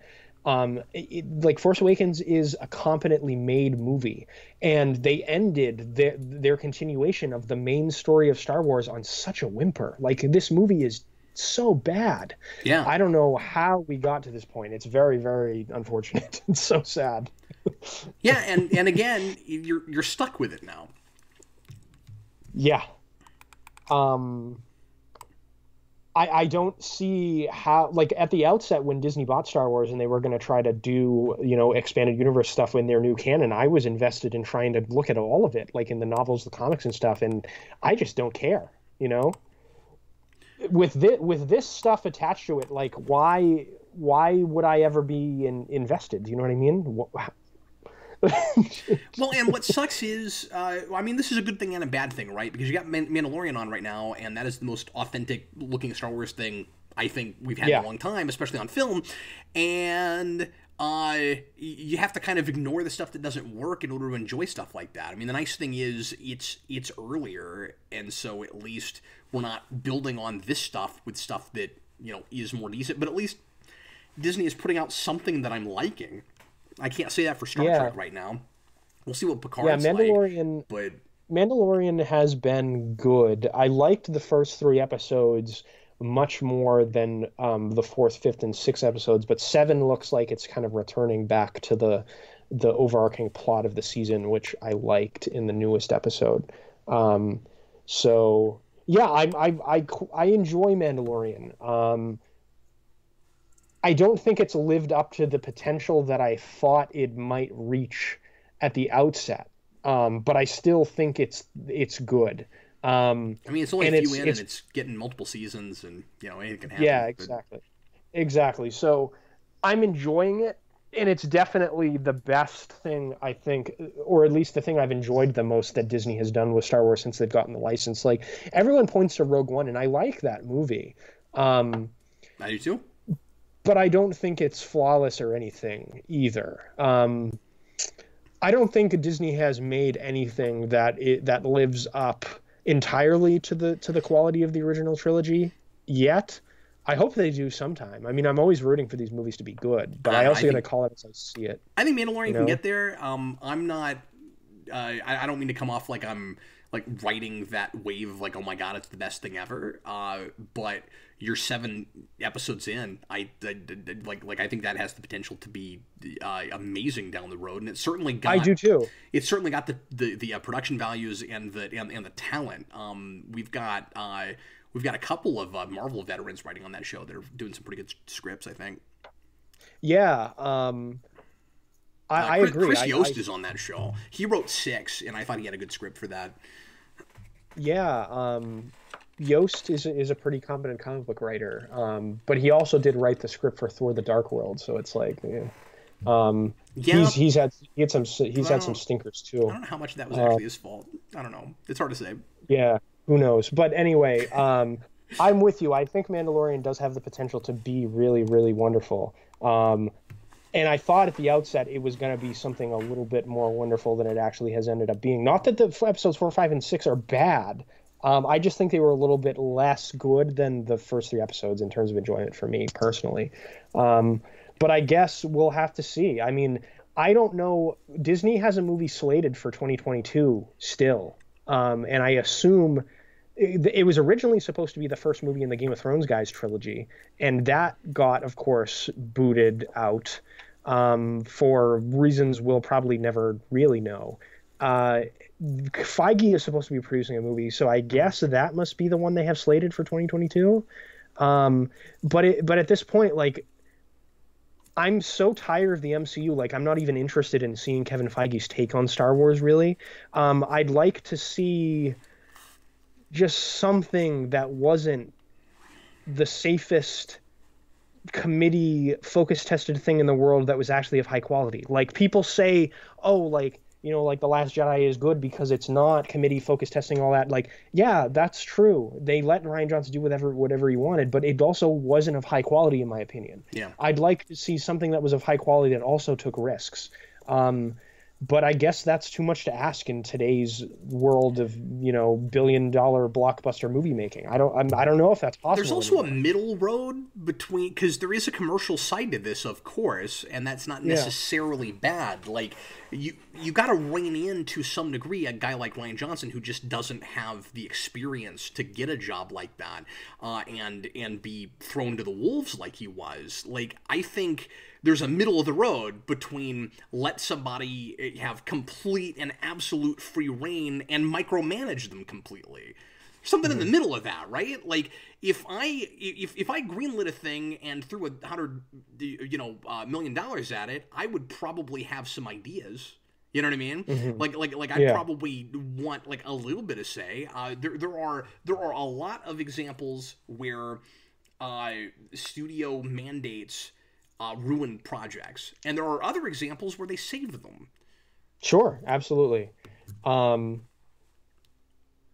It just seems apparent to me at this point that Disney is going to be so afraid, whatever they put out next after this, there's got to either be a shakeup in the leadership and put someone in at the head of Lucasfilm that has a vision for what Star Wars is. They know what it is. They know what it can be, and they have an idea as to what kind of story they want to tell with the cinematic entries in this franchise. But I mean, Kathleen Kennedy was clearly not the right person for the job here. I mean, like, regardless of her previous resume, which I think, I don't know how exactly what she did as a producer on all of the classic Spielberg movies she was involved in and all the classic movies from the 80s she was involved with. Her resume is very impressive. I'm not saying she's a bad producer necessarily, but she doesn't seem to have been the right choice to be the producer and president of Lucasfilm at the very least. Because she clearly didn't have a vision for what the story of this trilogy was supposed to be, other than banking on nostalgia and making an all-powerful female character the center of this trilogy. Like, those seem to be the only like contributions she has made or like wants. Like, I just don't understand. You know what I mean? Like, yeah, I'm with you. I don't know. Like Kevin Feige, say what you will about him, like, he's a comic book fan. He knows Marvel. Like, he pulls from things that are so obscure. You had to have been a Marvel fan to even know what those things are, Well, we know he knows Star Wars like that too, but I'm with you. I don't know if I want to go back to the same well. Like, I think he'd do a better job than she's done, but I think that's, it kind of goes without saying. But, exactly. Some new blood would be good. I would take some time off from it and do some more off the beaten path stuff, like Mandalorian, and not have anything in the theater for a few years, because whatever you put out is people are going to be leery of after this. Oh, absolutely. I mean, think about it, right? I don't know what the general consensus on this movie is going to be after the opening weekend, because the perception of these movies always seems to change. Like Force Awakens, everyone loved, opening weekend, and even like the year after it came out, and now everyone seems to be kind of against it. I've seen a lot of people that say they really enjoy this movie. I've seen a lot of people say they hate it. It doesn't seem as as viciously divisive as Last Jedi, but I am seeing some people saying they enjoyed it, some people saying that they didn't like it, but it doesn't seem to have invoked the same amount of strong feelings that The Last Jedi did in people. I'm going to be interested to see what the general consensus will be after people have had time to kind of live with this movie. But whatever that ends up being, Disney is just going to be so tepid and afraid if they put something out right away. They really need to stop and regroup and just, I think, focus on the Disney Plus stuff that I'm honestly excited about. Like Mandalorian, I'm excited about moving forward. I'm excited about the Obi-Wan Kenobi show. Yeah. Even the Cassian Andor show could be cool, like a show about like a spy that like is in the rebellion and stuff. Like I think that it could be potentially interesting. That character in Rogue One, he's fine, but the premise of the show, I think, and fleshing him out is a potentially interesting idea. And K2SO was funny in that movie. He was one of the best things about it, and he's going to be in the show, so I'll watch all those and check them out. But yeah, the movies, they just need a vision, and I'm just appalled that they didn't have one when they set out to make these movies. Star Wars is such a unique brand in cinema. Like I can't believe they treated it like any other like exploitable intellectual property, I guess. You know what I mean?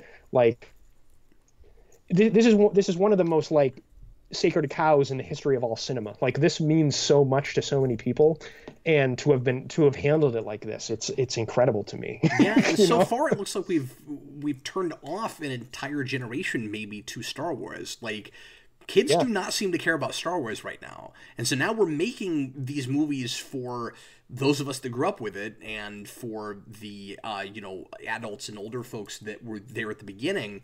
And I think when Force Awakens came out, there were more kids playing with Star Wars toys.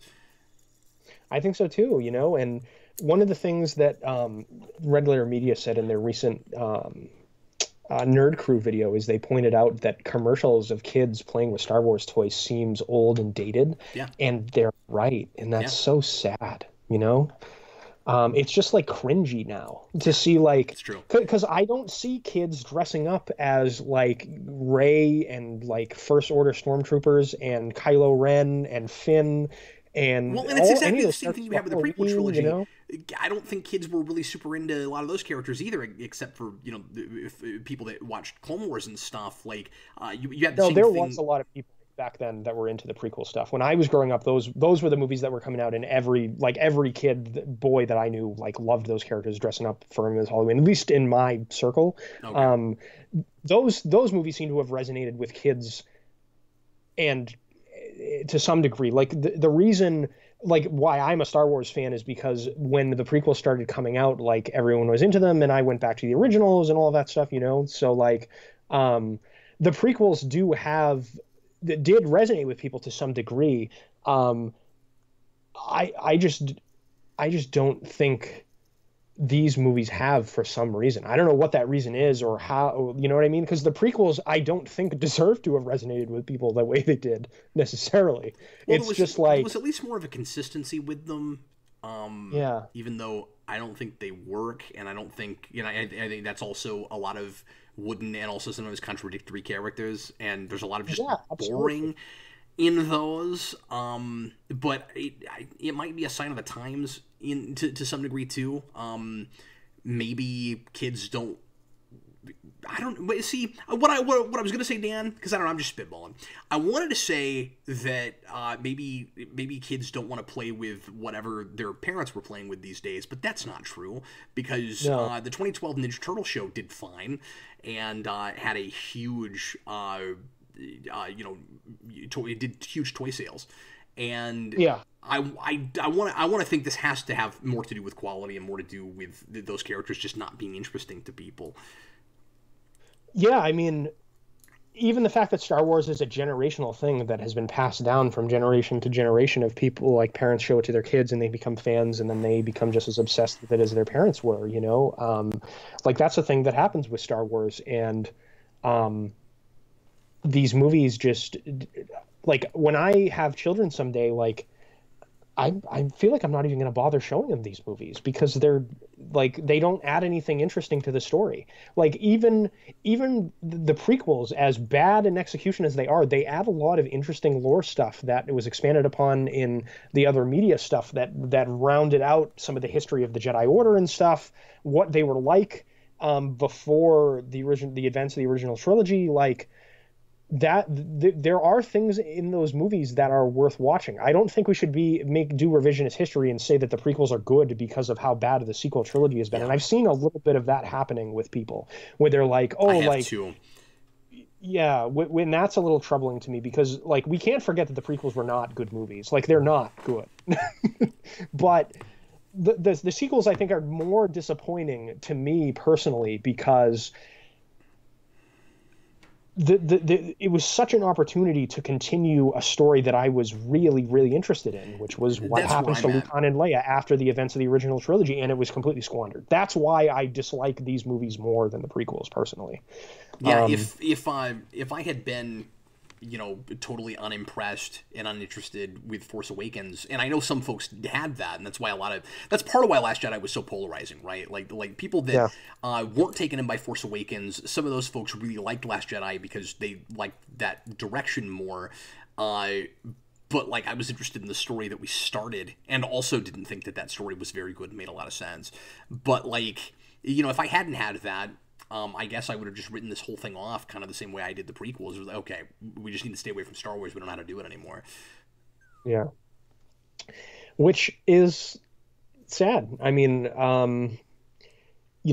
I agreed with the general sentiment that a lot of the directors, or like Ryan Johnson said this in like the behind the scenes things for The Last Jedi, and Disney said this kind of stuff when they first bought the license in the first place. Like Ryan Johnson said, like, Star Wars will never end. It will keep going because it's a story that resonates with generations of people. Like, after this movie and the way that the new generation has responded to this trilogy, I don't know if that's true necessarily. Like, I don't think we can take that for granted anymore, which you can't is take it for really sad. granted necessarily, but we're going to keep trying, right? Like, it's just a matter of...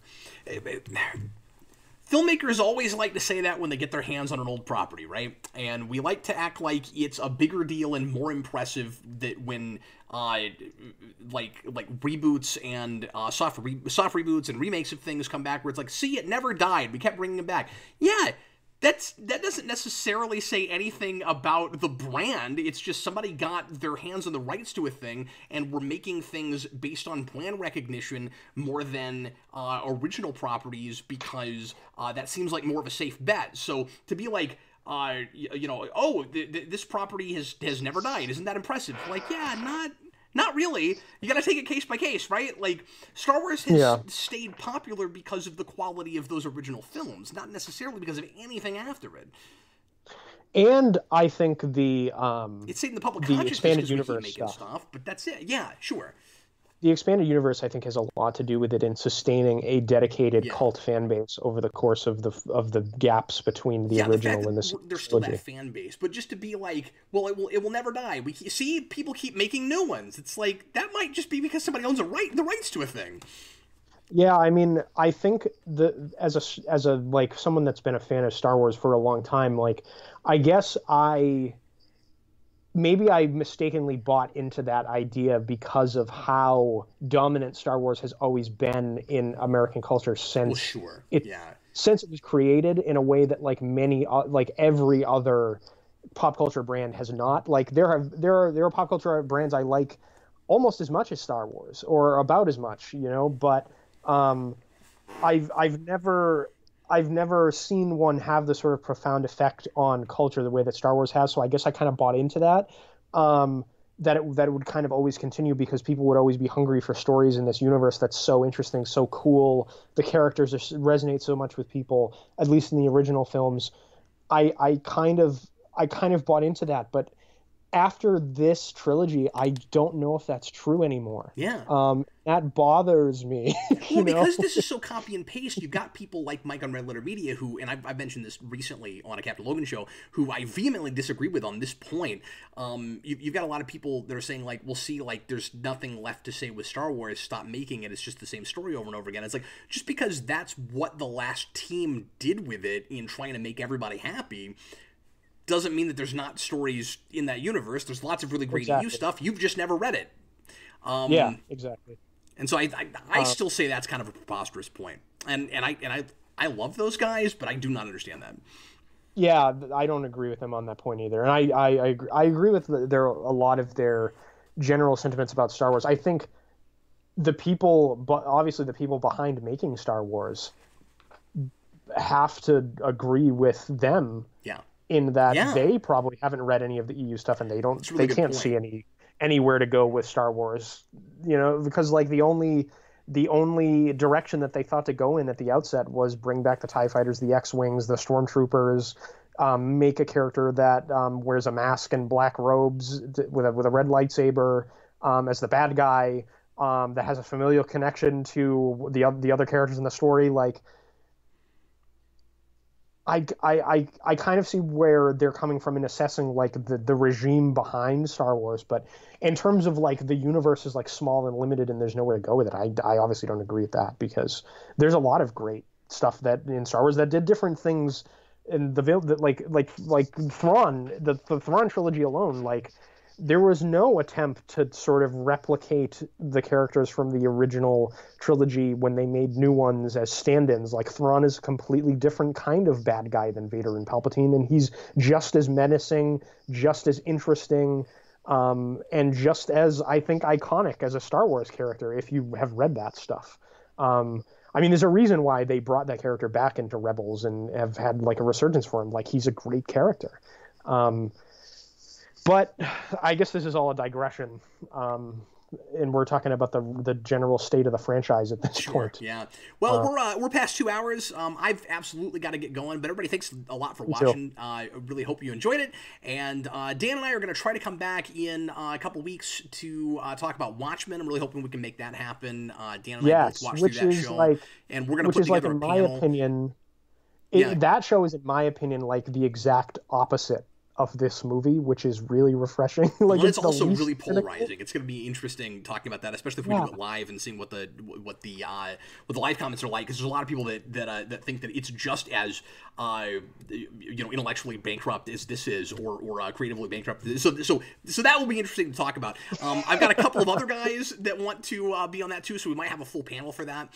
oh, cool. So look forward to that. We'll put it together. I'm hoping Dan can be there, but it will happen regardless of who I get there. And anyway, thanks so much for watching, everybody. Really appreciate it. Thanks for all the comments. Sorry I didn't get to a ton of them, but we did all the super chats, I think. And you guys are all awesome. Thanks so much for being here, and we will see you again soon. I'm Captain Logan. And I'm Dan. And bye, everybody.